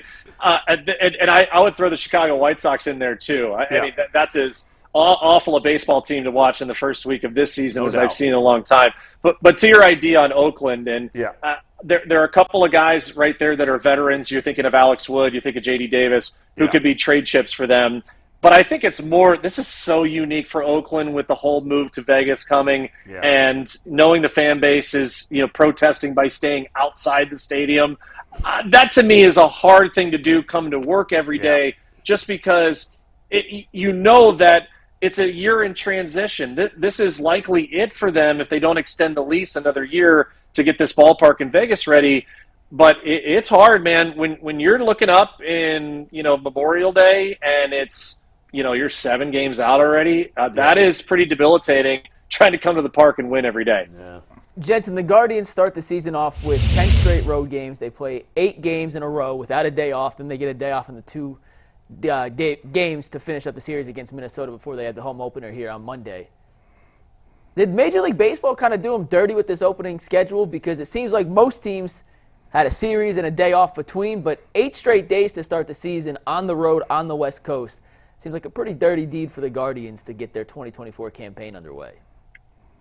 I'm actually okay with them starting out west, and I actually preferred it, when we had Goodyear as our home in spring training, because your body clock and your routine is so predicated already on that time zone and getting up. I think it feels much easier to be able to start out there and get kind of that regular season routine under your belt and then come back. Because you're going to have weird game times with all the home openers and all the different pomp and circumstance for day games because it's still early as far as the Midwest goes and temperatures being cold, that sort of thing. The schedule makers have never done Cleveland any favors, it feels like. I mean, I just go back to my experience. We started in Texas one year, which was great, but usually we would start in Oakland, we would start in L.A., we'd start in Seattle. A lot of this is because we know what the weather's going to be, but you can't get out of your own way when oh, we're going to have the Mets start at home, and they've got the weather issues. So I think Carl Ravitch brought up a great point. Interested in your guys' thoughts in it. He said if you start out on the road for your first series, your next series should be played at home, so that you don't have some of these teams that are on the road and they might be 1-7, 2-8, and then their fan base is like, well, this sucks. Like, not really excited about our home opener anymore because our team is not played very well. Yeah, I agree with that. I think Carl Ravitch is right on with that. And just 8 games in a row, like your bullpen. I actually, just takes I don't know, Jensen played, I didn't, so he would know better than me. I wouldn't mind that because I feel like I'd rather have the off days later in the season when I'm tired. Absolutely. And Bull, to that point, you usually see a lot of managers deploy pretty much the entirety of their bullpen just to protect the rotation arms those first 2 or 3 turns through. So you knew that you were going to pitch anyway. I think we all would leave spring training knowing everyone's pitching in the first series. Everyone's probably going to pitch in the second series if you're starting on the road. And you already had it in your mind made up that, guys, it doesn't matter. We could play 2 games day off, 2 games day off. Everyone's going to play. I would rather be out of the chute 8 in a row, get the off day. Agreed. And as you said, Bull, when you really need the rest as a pitcher, I want that, in June, July, and August. Yeah. Makes sense. Jensen, as a pitcher, you've been able to watch the Guardians organization or the Indians back in the day. You look at what they've been able to do with Kluber and Bieber and even Cliff Lee and Sabathia and some of those other guys. If you're Shane Bieber, how do you stay focused and go pitch when in the back of your mind you're like, I'm probably not getting paid here? How does that work?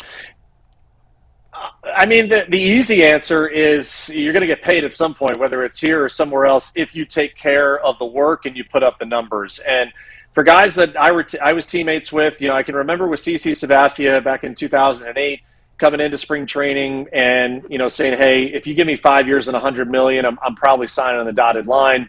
Back then, guys, think about that. CC Sabathia, 5 years and $100 million. What a bargain that would have been. So, again, and I'll even take Cliff Lee the following year, too, because if you guys remember, Cliff didn't make the postseason roster in 2007, but goes out and wins, the Cy Young in 2008, goes 22-3, ends up getting traded to Philly and what brought back Carlos Carrasco and a host of other guys. But I think for me, and just kind of addressing where Shane would be, you can already tell just by his demeanor, he's laser focused in his answers. There's an edge to him already. And you get that too by putting in the work, over the off season where he went to Driveline. He did the necessary upkeep. He did the maintenance and he made the adjustments. When you've put in, it's like any other walk of life, guys. When you put in the work and you know that it's going to augment your talent, boy, it's a lot easier going to work and just letting the work kind of speak for you. Jensen, you mentioned Kyle Manzardo earlier. He seems like the safest bet of all the prospects for the Guardians. But I'm curious about his defense. I don't have enough of a feel for his defense because, as much as we love Naylor, he's not the best defensive first baseman. And do you expect when Manzardo comes up for him to be the primary first baseman with Naylor mostly DHing or more of a 50-50 split? Yeah, boy, I think we wait to see where Stephen Vogt is day in and day out for the first 3 to 4 weeks because you've already seen where we have Austin Hedges catch last night and Bo Naylor is your DH. I think you have to really understand not only where your versatility is off the bench of does it make sense to have Bo as the DH, and then if you have to pinch hit for Hedgie, do you just slide Bo in to catch there? David Fry gives you a way more of an opportunity if you need to pinch run, per se, for Hedgie. Yeah. And I think the other part of this, too, guys, something to kind of keep track of. Is Austin going to be the personal catcher for Shane Bieber? Through 2 starts, I wouldn't change a thing. Those guys are working fabulous together every 5th day. If that's the way – in L.A., they did it for years. Austin Barnes couldn't hit a lick, but he caught Clayton Kershaw every 5th day. It didn't matter. He could hit, 091. He was still in the lineup. I think you might see that moving forward just because of the dynamic that Austin and Shane have already here in 2024. Jensen, what's been the biggest noticeable difference in your eyes in how the Guardians have approached their at-bats this season under Stephen Vogt compared to how they did the last few years under Terry Francona? Yeah, I think it was the change, honestly, with Chris Valleca. He kind of had that theme of impact first. Well, we saw balls in play last year trying to use speed pressure. You're not going to get very far knowing the American League lineups you're going to have to go up against in October. So, really trying to slug, really trying to get those extra base hits. And the numbers speak for themselves. As I said off the top with you guys, I didn't have it on my bingo card that the Cleveland Guardians, after 5 or 6 games, would be third in run differential in the entirety of big league baseball, even playing against Oakland and Seattle. But to me, I think you have young guys that have taken a massive step forward in their approach at the plate, their pitch-to-pitch adjustment, and most importantly for young players, plate discipline. Guys like to get anxious when they come up. They want to make an impact, and that can really be something that opposing pitchers exploit in a big way. So far, and it's early, it's just a weekend.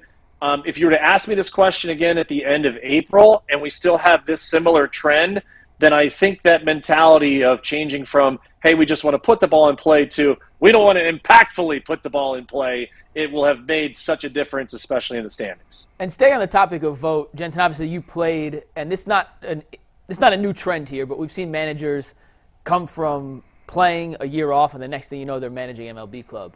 How would you have felt as a player if a guy who was a peer of yours for many years, all of a sudden a year later was your new manager? How do you think that relationship player to manager works when these are guys who played against vote for 5, 6, 7 years, just literally a year and a half ago? Laureano played with him. Yeah. I didn't think that, yeah. Yeah, it's a great question. I think it was a huge part of the hiring process was that relatability theme. And, talking with a lot of different executives on the outside, even some people within the Seattle organization, you heard nothing but rave reviews about the person. That was never in doubt.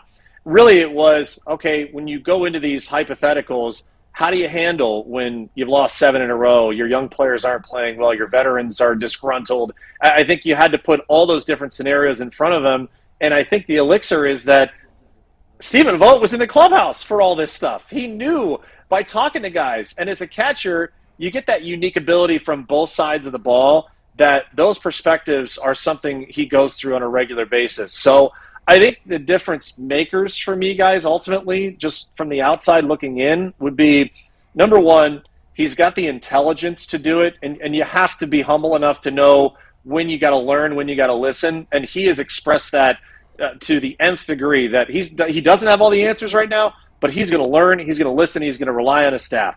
And the other one is empathy, because this game is really damn hard to play, guys, and he's with a young team. And I think that part of it, too, of just stepping off the field is being able to take those young guys aside and say, fellas, I know how hard it is to play. I was literally just there. And sometimes it's different. You guys are parents. You think about talking to your kids. You say it 10 times. And then someone from the outside comes in, says it once, and it clicks. You're like, oh, well, I've been saying this to you for like 10 years. I've been trying to get you to do it. So I think that was a huge thing from that communication aspect at the end of that hiring process was, at the end of the day, when we have our manager step in front of this group, is he going to have the ear of not only the young guys that just got up here, but the guys he was literally teammates or opponents against just a couple of years ago? Jensen, how concerned are you, if at all, about Tristan McKenzie, coming off the year where he was injured but didn't have the surgery and his velocity being down in his first start? I am, Bull, and again, I don't want to jump the gun or be prisoner of the moment, but we look at stuff, and to me, the hitter tells me as much as anything about where that pitcher is, whether it's command, whether it's velo, whether it's deceptiveness. I don't want to pass any judgment yet. I want him to have at least 3 or 4 starts. I hope that happens. And again, looking at the possible lineups he's coming up against, we're going to know if he's right or not, just by the competition he'll face. But I think it is something to monitor. Again, first start out of the chute, it was something that I picked up on very early, that this didn't match up with what I kind of saw in Goodyear. So I'll kind of wait, see what he does here against Minnesota, and then over this homestand against probably the Yankees as well. Non-Guardians question, Jensen, but a baseball question. How impressive and kind of crazy is it that Mookie Betts has been able to go from a Gold Glove outfielder to a second baseman to now playing shortstop while also being maybe one of the 3 or 4 best hitters in all of baseball? From all your time playing, to see a guy go across the diamond like that has to be one of the most unique kind of stories in baseball I can remember. So how crazy is that he's able to do it at such a high level across all 3 phases? Well, first of all, he and Juan Soto have the best line of protection going in baseball, with Buki having Ohtani hitting behind him and obviously Soto having Judge. I think the intriguing part of watching Mookie is he's been a super athlete in whatever he does. I mean, he's a world champion bowler, going and doing what he does there. He can whip you in ping pong with the ball to bat skills, if you will, or the hand-eye coordination there. But to me, it's his willingness to work. In guys that I've talked to, like Freddie Freeman said it the other day, he's literally going through game speed reps before batting practice. When he's taking ground balls, he's asking coaches, like, hit this to me like it's game speed. I need that real-time effect to understand how I've got to make adjustments. He can play second. He can play short. He can play all the outfield. The only thing standing in his way, guys, and they'll never let him do it, is get on the mound. But I'm sure he could blow 95 by somebody with the arm strength. You don't want to risk Tommy John there, but what can this guy not do? I mean, these are otherworldly numbers to start just a week into the season. Jensen, to piggyback that, do you think, that Ohtani is pitching? He hits. Not this year. No pitching. Not this year. Yeah. But do you believe that you're going to see at younger levels, managers and coaches give guys more of an opportunity to play different positions, or to, learn to switch hit, or to learn to pitch and hit the ball at the same time? Yeah, there's actually a kid, down at University of Florida right now, Jack Caglione. He's going to be a first-rounder coming out this year. He is kind of been dubbed the mini Ohtani, or the college Ohtani, because he does go both ways there as far as pitching and hitting. I think that it takes such a supreme athletic nature. I mean, guys, you remember we grew up, it was Bo Jackson, right? Being able to play multiple sports, and then it was Deion Sanders, who made it look real easy from baseball to football. I don't know if we'll see another Ohtani-type talent. I mean, he's just the DNA in of itself. Like, they don't make human beings like that. It just doesn't happen. And I think that's the other part of this, too, is baseball is the ultimate equalizer. You take Ohtani and his physical build, then you look at a guy like Jose Altuve, Tim Lincecum, when he was pitching, no one – I mean, he didn't even get let in the stadium at Fenway Park. They thought he was some kid off the street. So baseball is that equalizing sport where the talent is there regardless of physical stature. But to do both sides of it, I mean, the work it takes just to be really good at hitting at the big league level is so mind-bogglingly difficult. And then to try and ask someone to be on your game every fifth day as a starter and dominate the way that he has, I just don't know if we'll ever see it again in our game. Jensen, Tigers, last thing. Tigers off to a great start. They're 4-0. Are you buying them this year? You think they're a contender? I mean, they finished ahead of the Guardians last year. Are they a contender with the Guardians and the Twins, or no? Yeah, well, I think honestly it could be a three-team race. I think Cleveland and Detroit are very big-time live candidates to overtake Minnesota to win the Central. The thing for me, it's twofold for Detroit.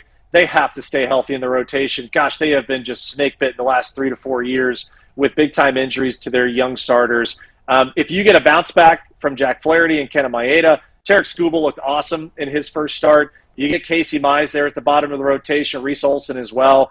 Back in their bullpen is very solid. It's just a matter of the black hole that's at the bottom of their lineup with Javi Baez and however they want to fill out the rest of 7, 8, 9. They're going to be in it. They are very consistent. They're well managed by A.J. Hinch. And most importantly, they're playing with confidence. They still feel like they're overlooked in this division, so it wouldn't shock me if they're in contention in August and September. The Javi Baez thing is, I mean, I got to give the Cubs credit. I was pissed they didn't sign him, but, man, he's been a disaster. That guy went from being like an all-star to he's like the worst player in baseball now. It's crazy. Jensen, great stuff. Go ahead. Oh, I was just going to say, it reminds me of Vladdy Guerrero when he would swing and he would actually hit the ball in the other's batter's box. But it's like Javi's got to be on home plate to be able to hit some of these pitches he's swinging at. But you're right. Chicago dodged a massive bullet, no question about it. Yeah, it's nuts. Thanks, Jensen. Good stuff, Jensen. man. Keep up the good work. Man. We'll talk to you soon. Jensen Lewis, of course, part of the Guardians broadcast team there, does the pre and the post, and everybody's excited about the team right now. Hopefully they can keep it going. Got to win this rubber game. You know, the Twins series will be interesting, and then you come home and play just a terrible, terrible White Sox team. Anthony. Yeah, guys, so we're going to go over to football real quick, but before we do that, the sports calendar is loaded, and FanDuel is making it even more exciting to get in on all the action, because right now, new customers get $200 in bonus bets with any winning $5 bet. That's $200 to bet on the tourney, MLB, NBA, NHL, and so much more, so you guys can visit FanDuel.com/UCSS to make your first bet a big win. FanDuel, America's #1 sportsbook.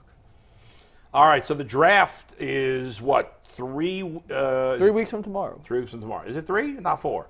It's the 25th. Yeah, right. You're right. 3 weeks from tomorrow. The Browns do not have a first-round pick again this year. When was the last time the Browns had a first-round pick? It's been Greg Newsome. Which was what year?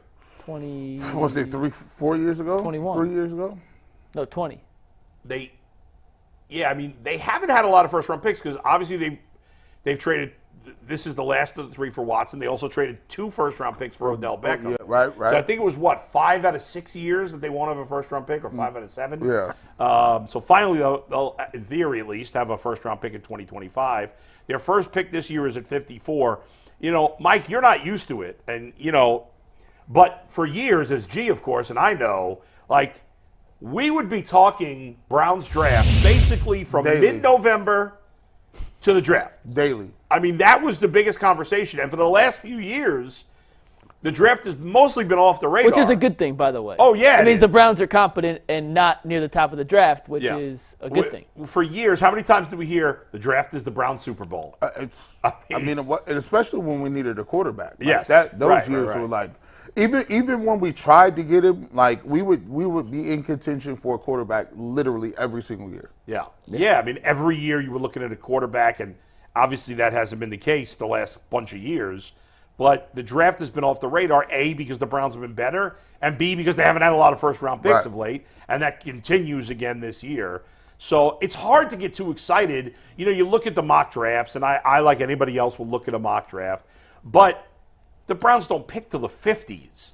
Yeah. So trying to figure out who the hell they're going to draft at 54 or whatever it is. Field Yates put out his 2-round mock this morning and had them taking Trey Benson, the running back, the first running back off the board in the second round, which feels weird because they just signed Foreman as well, but also I don't think anything at this point would surprise me.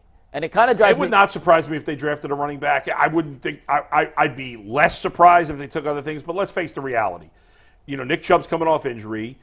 All the other guys can be gone after this year. Yeah. Every other running back on their roster, I mean, even Chubb in theory. But, all their other guys, I mean, Jerome Ford's got, 2 years left on his deal? Last year was the second year, right? So 2 years I mean, left. They didn't pay those other guys any significant and they're one-year money. deals, $4 million. Those guys, if they draft a running back, and this guy's the next stud running back, okay, they may be cutting Foreman or whoever. I mean, I don't think Foreman's getting probably not any guaranteed money. I'm just surprised. I'm not surprised by anything at this point because I think anything's on the table. And if I had to tell you right now, as of April 3rd, at 12:27 p.m., what I'm most confident the Browns will do, it's trade back. I don't know why you'd be confident about that. I'm not. I'm saying that's what I feel most confident in, but that's like a level 3 out of 10 confidence. I don't know why they would do that. I mean, they don't, it's not a great draft in theory. Oh, it's a great draft when it comes to certain positions. Wide receiver and offensive why would you want to trade down? I wouldn't. They should be trading up. I think Although I don't know if they can trade up. They don't have a lot of picks this year, and you don't want to give up your first rounder next year. Well, they got some picks, and I don't look. If they come out of this draft with one person, I'd be fine with it. Package them 6 and 7s, they ain't gonna make the team. They're not gonna make those that picks roster. aren't gonna move you up. You can't package a 2, a 6, and a 7. No. I'm thinking about getting up higher in the second round. That's where I'm. I'm all for it. I'm not saying I want them to trade back. I don't think there's any way they can get a first round pick without giving up a first round pick again in the future, and I just don't think they're gonna do that. No. They're not going to. I would McNuggets. For me, I think I was talking about this on Ultimate Browns. I think now there's more of a chance for them either to trade up or trade down. I'm convinced they will do some sort of trade because the way this draft is going to fall, I mean, it's going to be interesting, and I like this draft because it always works out this way. If you got a really good deep position group, usually it's defensive linemen, there's usually a run on them because some guy that somebody has on the board is really excited about him. And this year it's receiver, which is what the Browns need. And then there's 5 or 6 quarterbacks that got either late first, early second. Well, that's good for other teams. And that's good because, for me, too. I he love doesn't need that. a quarterback. J.J. McCarthy, Yeah. Penix, Bo Nix, all of them. Like, I like that. So now that means some receivers are going to fall. Some Right, but they're not. The good ones are not falling to 54. But there's enough good ones that one or two should be there at 54. You could get you 3-4. Yeah. Even you look at Troy Franklin. Somebody just asked me. I like Xavier Legette out of South Carolina. I like Franklin a lot. I like Troy Franklin. I like Lag McConkey. He's gone. There's no way he's there at 54. Hey, he just ran a 4.4 something. I like that's making his stock go up. Right. Ain't no way he's there. At 54. And I like Xavier Legette at that position. I like him too. And we ain't even talked about the two receivers, the two neighbors, and Harrison. Thomas. Brian Thomas. Brian He'll Thomas. be gone. Yeah, but These those guys dudes going are early. monsters. Then you got Adonis Mitchell. Then you still got the other kid that ran a 4.2 or whatever his name is. Xavier Worthy. We didn't even talked about Harrison. You see how this worked? And you got Pearsall. Pearsall and But again, Dunze. will any of those guys get to 54? Well, so just if you look at And the the board, further you go, if the Browns take the 9th wide receiver in the draft, well, it's less and less likely that guy's going to pan out. well, just let's play the numbers game real quick. You know there's going to be at least 4 quarterbacks in the first round. At least 4. By 54, you assume Penix and Bo Nix go too. Yeah. So 6 of the first 54 picks are quarterbacks. Right. Doesn't affect the Browns board. Yeah. Of the names that G just mentioned, Harrison Jr. definitely gone. Yep. Neighbors. Both the Neighbors LSU guys gone. are gone. Thomas gone. Adunze gone. Those 4 could all be top 15 picks. Yeah. There's Mitchell, probably Worthy gone. I agree. McConkey gone. We're at 8 now. Yeah.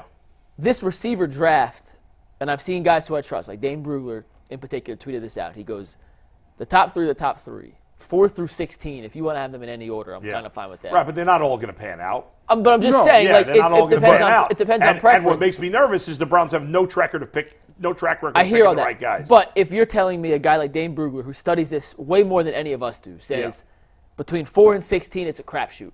I like all these guys. Yeah. It's Well, personal preference. I have you a hard faith the Browns are going to get it right? I have a hard In a time deep believing draft. they won't have at least a shot at a guy who a lot of people like. That's not going to be an absurd reach at that Keon point. Coleman. Keon Coleman, another guy. He's a former basketball player, 6'4", about 220. I actually like him a lot. And think about it. They have him ranked the 45th best player. I don't know. Javon Baker's from UCF, 46th best player. We were all excited about Cedric Tillman last year. We were all into it. No. No? I didn't like Cedric Tillman. I didn't like wanted him? his boy. He wanted Jalen. I wanted Hyatt. Who did nothing he too. didn't He didn't do anything, but I would trade him. I would trade that nothing for that nothing burger any day. The other nothing burger is faster than our nothing burger. Yeah, right. I like It's fast just- nothing burgers. It's still just hard. You were just naming names. At this point, like, to have any good idea of who's going to be there at 54 is tough. I mean, in terms of trading up and down, sure.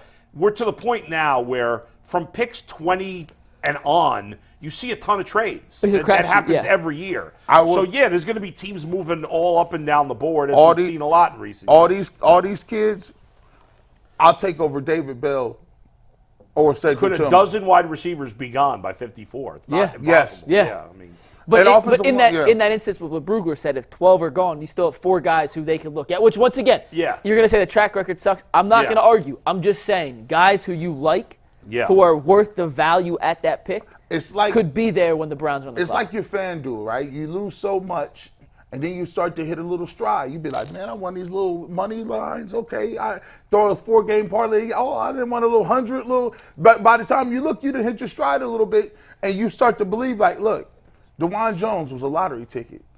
You scratched it off and you won. If you could hit on a guy like DeJuan Jones, actually, to be truthful, Nick Chubb was a lottery ticket. Nick Chubb was never considered the best running back in the league. well, but he was still like the 35th pick in the draft or whatever. That was a second-round pick, comparatively where you took a guy, what was his name, out of Alabama? Trent Richardson. Yeah. Like you look at the two, Trent Richardson was more decorated. Trent Richardson was all that, and Trent Richardson was never hurt. But now you look back and be like, well, that second-round value, I'll take it. I think the Browns can find something there. I like this guy too, man. You talk about the overhyped white guys or whatever the case may be. Hey, this kid named Peyton Wilson from NC State. People like the linebacker. Oh man, this dude. It's Logan Wilson's Cousin or brother? I don't know who it is, but this dude He runs like a 4.35. is nasty. He's nasty at back. Well, in the end, the Browns are in a position where you want to be, where you don't have to draft for need. I always think I feel like when people do mock drafts, they try to figure out what the biggest need on the team is, and it just doesn't work that simply. Obviously, if you need a quarterback, teams often will reach for a quarterback, which I think is a mistake. But if you need a quarterback, that's going to change the way you draft. But if you're not looking for a quarterback, if we look at the Browns and we say, well, their biggest need is linebacker or wide receiver, whatever we decide personally it is, the bottom line is pretty much anybody the Browns are going to draft in the second round is not likely to be a starter for the Browns this year.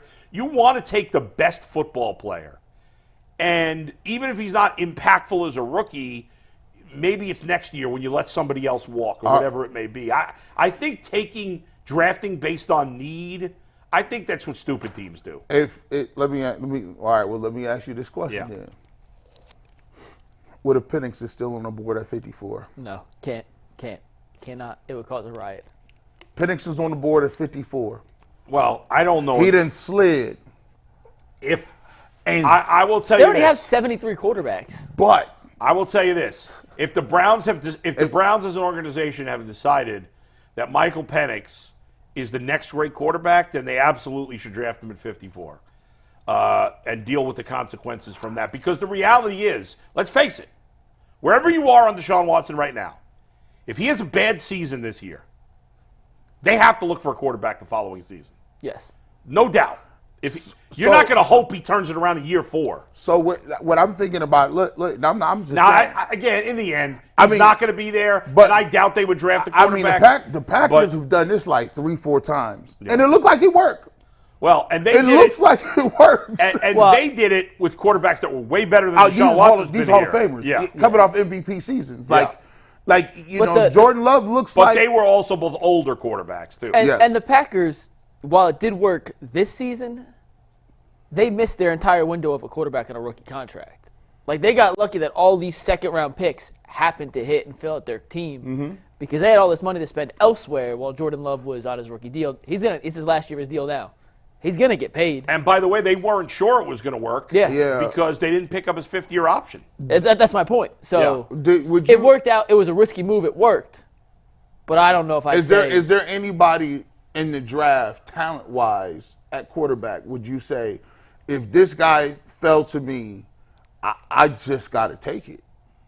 The top 3. Yeah, but none of those guys. They won't be at 4. But the only reason I threw Penix out there is because I think he could fall. I think Penix. But to the end of the second round, I don't think that far. But I'm saying he can slide. Yeah, he won't. If anyone will be there at 54 of the guys we talk about, please don't say J.J. McCarthy. No, I think it'd be Bo Nix.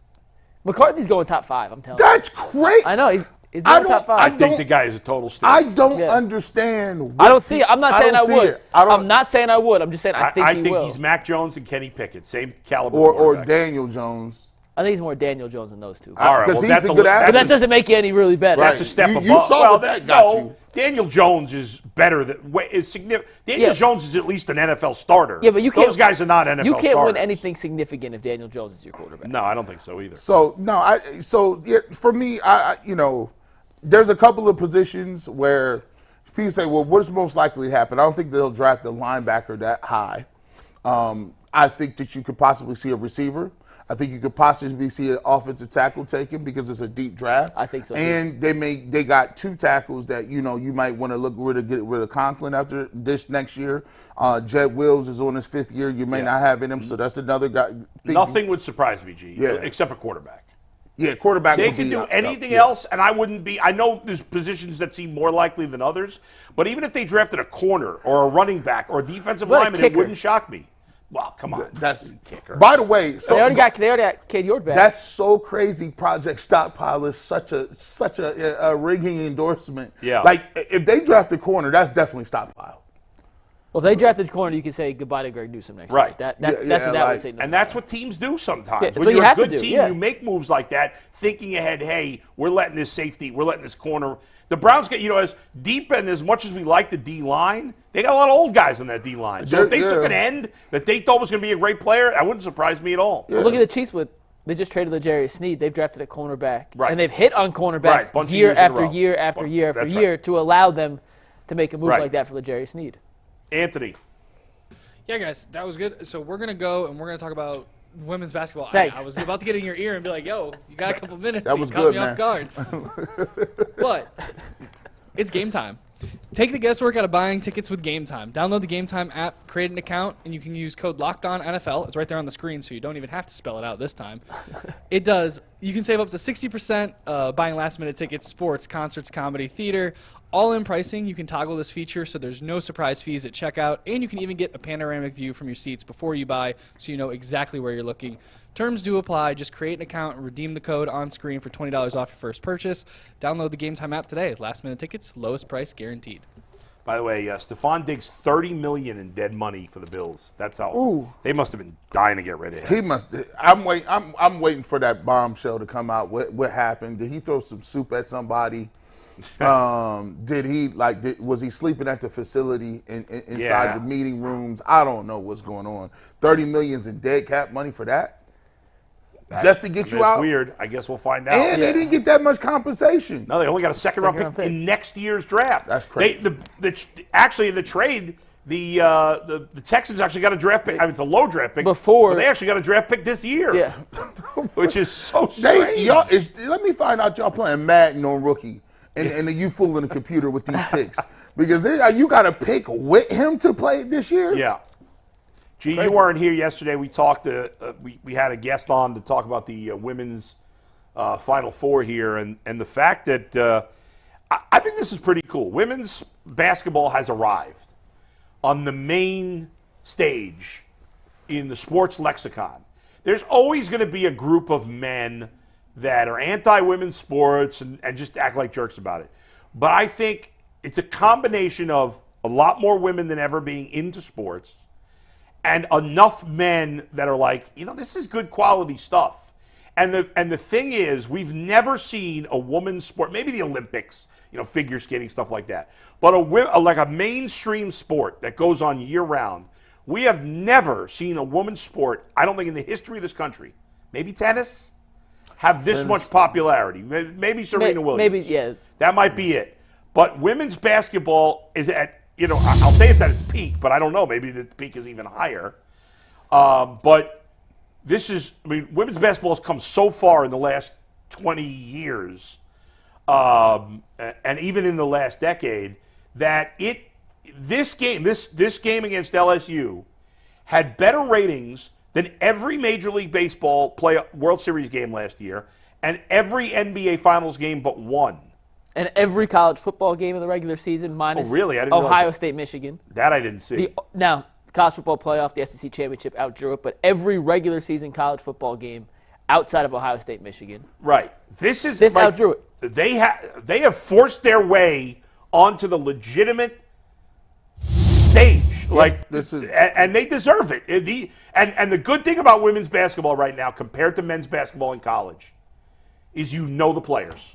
Yeah. I don't know the players on the men's side. You know a couple. Yeah, the women's players play 3 or 4 years. Except what's crazy is, can you name a single player on undefeated South Carolina? No, but I know their coach, Dawn Staley. Who is? So I don't know, but I'm paying more attention now.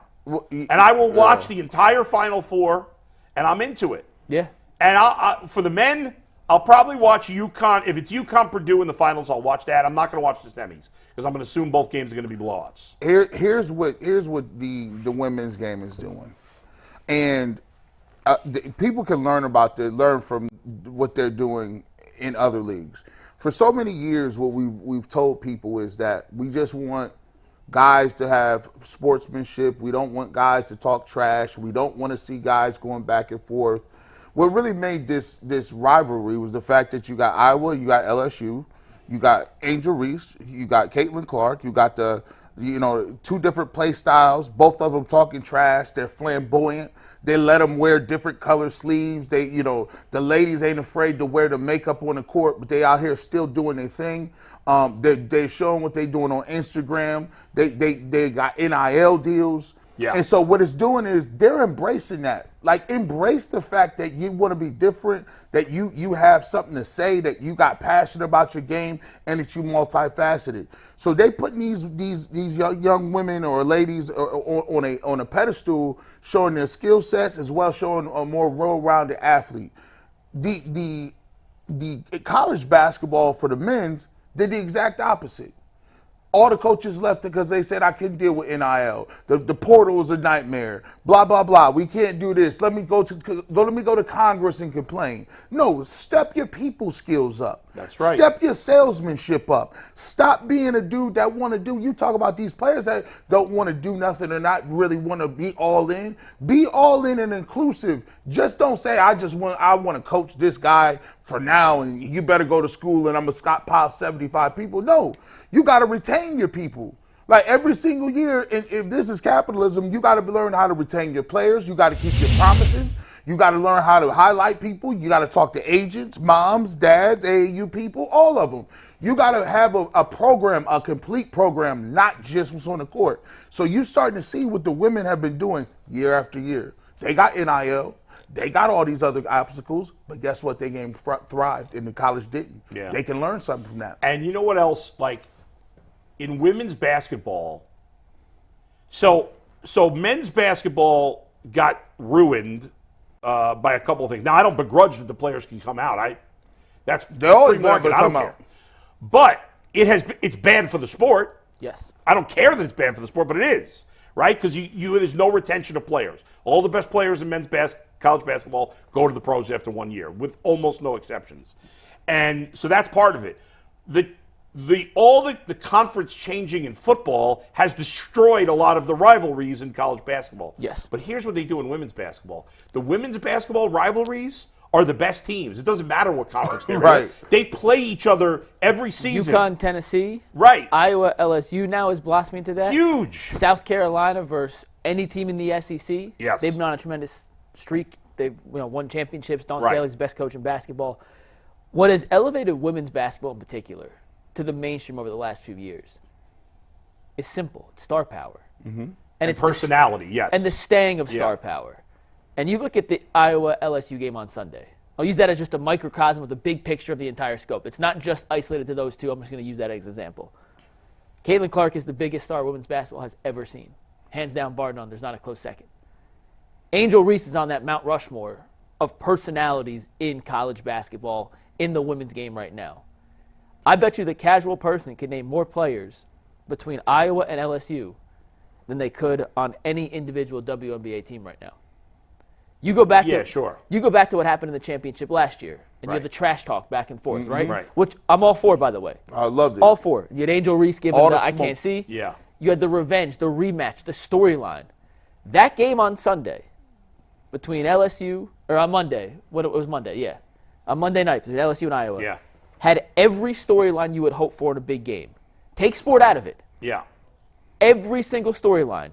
You have Kim Mulkey, a coach, Right. who is a divisive, you love her or you hate Right. her. Part of the reason I watch the game is because I don't like her. You have Caitlin Clark, who, by Yeah. the way, as much celebration as she gets, She get a lot of there's hate. a lot of people who do not like Caitlin Clark. Right. And same with Angel Reese. Yes. And same with Flu J. Johnson. And the other girls on Iowa. Martin, Marshall, 45. They've been playing together for O'Brien. They've been playing together for 4 or 5 years now. So you have the homegrown, I don't want to say the underdog, but you have the homegrown team versus the team of transfers in LSU.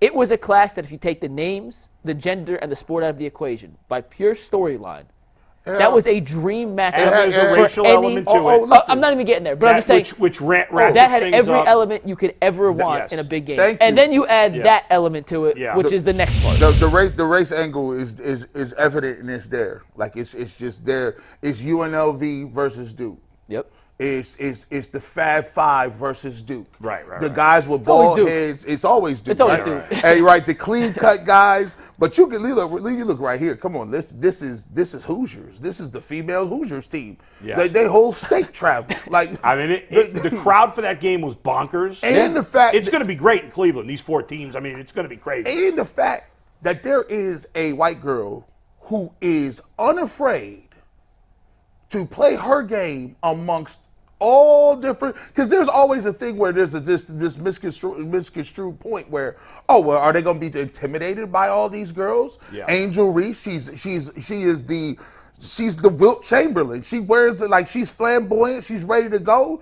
Listen, are they going to be intimidated? But Caitlin Clark plays a game, a style of play that even the African American community traditionally embraces. The flamboyancy, the passion, the flash, the pulling up from half court. I'm Steph Curry. She's the closest player we've seen to Steph Curry.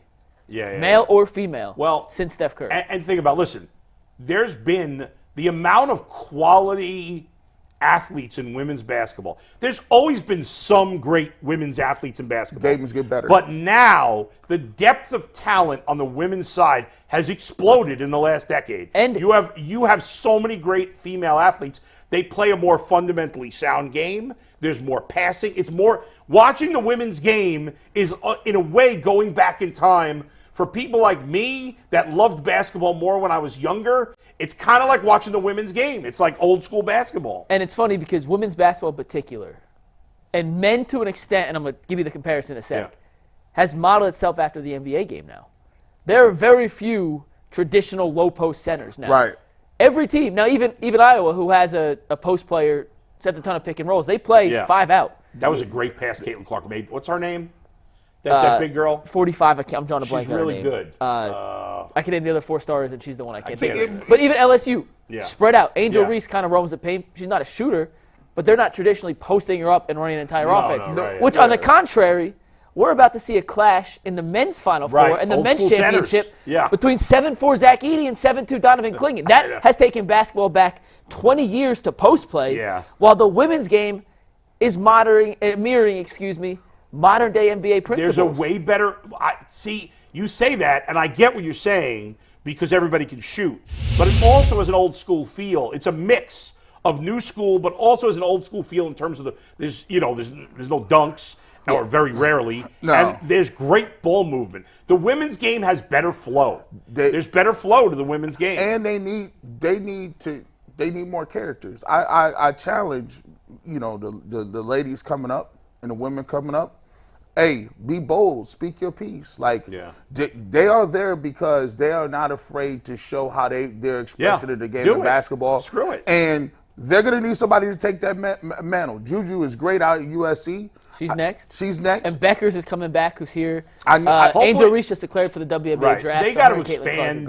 They got to expand the WNBA to get more and more of these ladies in there. So somebody, the WNBA, I think, I always go back to sometimes you think about it, back when the whole Brittany Griner thing happened when she was detained in Russia.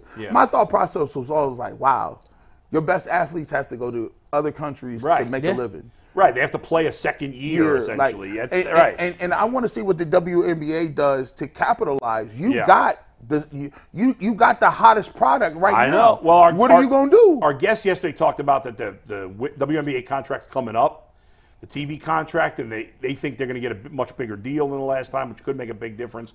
I think it'd be cool if we had a team here in Cleveland. They used to have a team here in Cleveland back in the day. I would like to see. Cleveland was not on their list. And let's face it, my experience, I don't know how much experience you guys have had with this, but when I was earlier in my career, when I was working in college, we would go cover events and stuff. Generally, again, and I don't have as much experience with it these days, women's athletes are easier to deal with. Oh, yeah. They're generally friendlier to the media. I can give you firsthand experience from working with A&M because when I was at A&M, I'm sure women were much easier to deal with. The men's basketball team while I was there wasn't very good.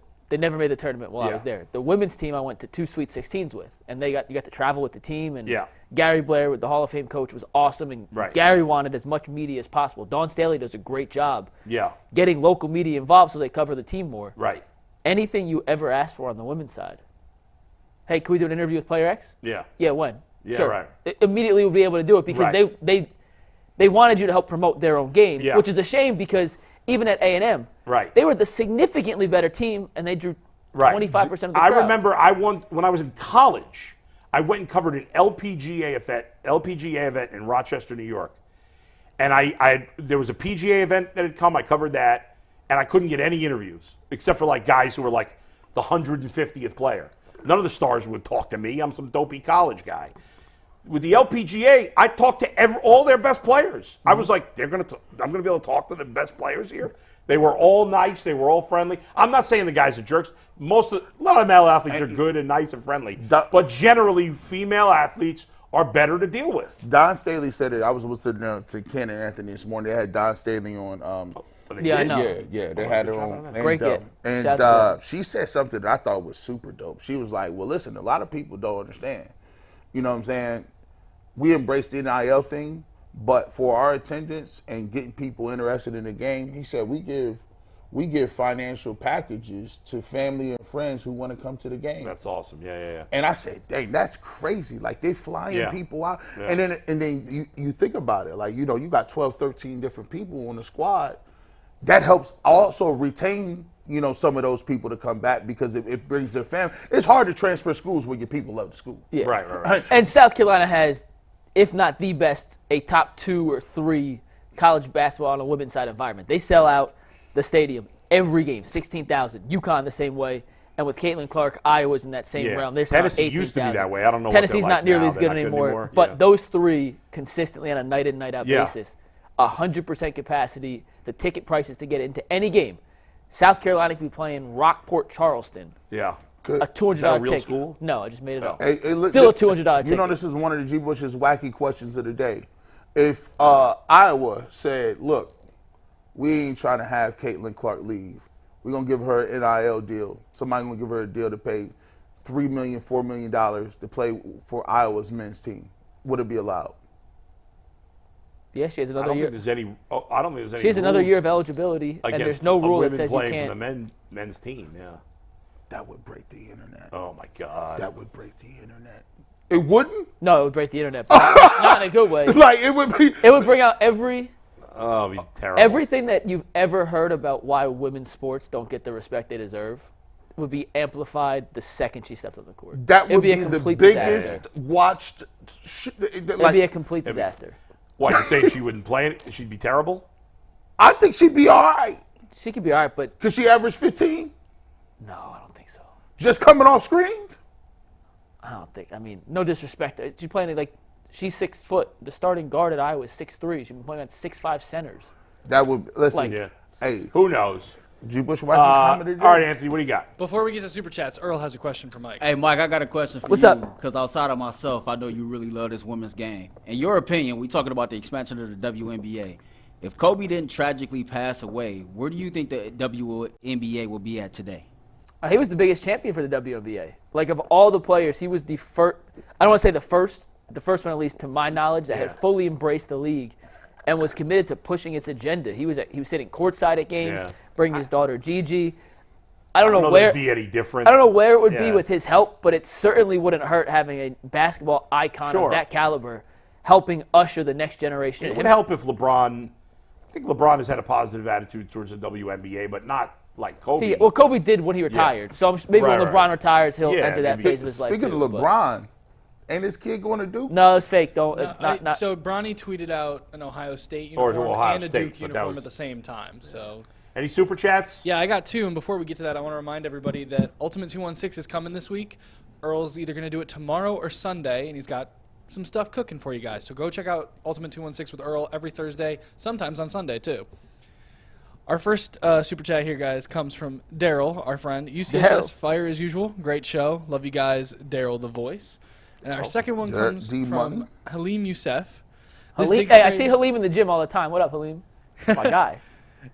This Diggs trade makes the Amari trade look even better. Comparable player who was only 27 and a way better contract. Texans made an awful financial move for a 30-year-old on the way out. $27 million cap space. The Texans made a bad move? That's what he's saying. It's just money. What? I think he's saying because he has 2 years left on his deal at a high hit. Yeah, but we don't know what the cap hit is. It's not the same cap hit. Bull. I keep telling people this. Nobody listens to me. If you would just say, come on out and say it's imaginary. Who cares? They got a good player for a second-round pick in 2025. This has nothing to do with the Amari Cooper Hold on. trade. Let me just throw this out there. If I gave Elijah Mitchell $100 million for a year, right? For 1 year, and it didn't affect the Browns again, nobody else ever, who do I care? They just gave him a bunch of money. He can still get cut next year. I don't care. I mean, we don't it's care. a bad trade for the Texans. They just got a guy. Well, I think he was pointing out that it makes the Amari trade look even better. The fact they got Amari for that. Like you look insecure when you got to bring like, oh look, the Browns did this well. Like, take it easy. The money doesn't matter. Stop it. It doesn't matter. Stephon Diggs is a better player than Amari Cooper. Right now? Facts. I mean, right now, he's always been a better player. Well, historically, but we're saying right He's a now for better this player. season, for 2024, would you rather have Amari I'd or still Stephon rather have Diggs? Diggs. I think I'd take Cooper. I didn't like what I saw from Diggs. He killed my fantasy team. It may be a little personal bias, but he absolutely destroyed my fantasy team down the stretch. Yeah, but the money don't matter. I mean, Also, Diggs just has a really bad attitude. Yeah, I mean, you're splitting hairs, but I would take Whatever. Cooper over Diggs. Diggs has right gotten now. a better career. some people Without a say doubt, without a some doubt, people yeah. say Jerry Judy's attitude is terrible too. Yeah, right? exactly. And everybody was Everybody- excited. might They gave change him that. some You're ridiculous right. expense. Yeah, we'll take So, it. we'll see you on overtime in the Ultimate Cleveland Sports Show. Peace. Deuces.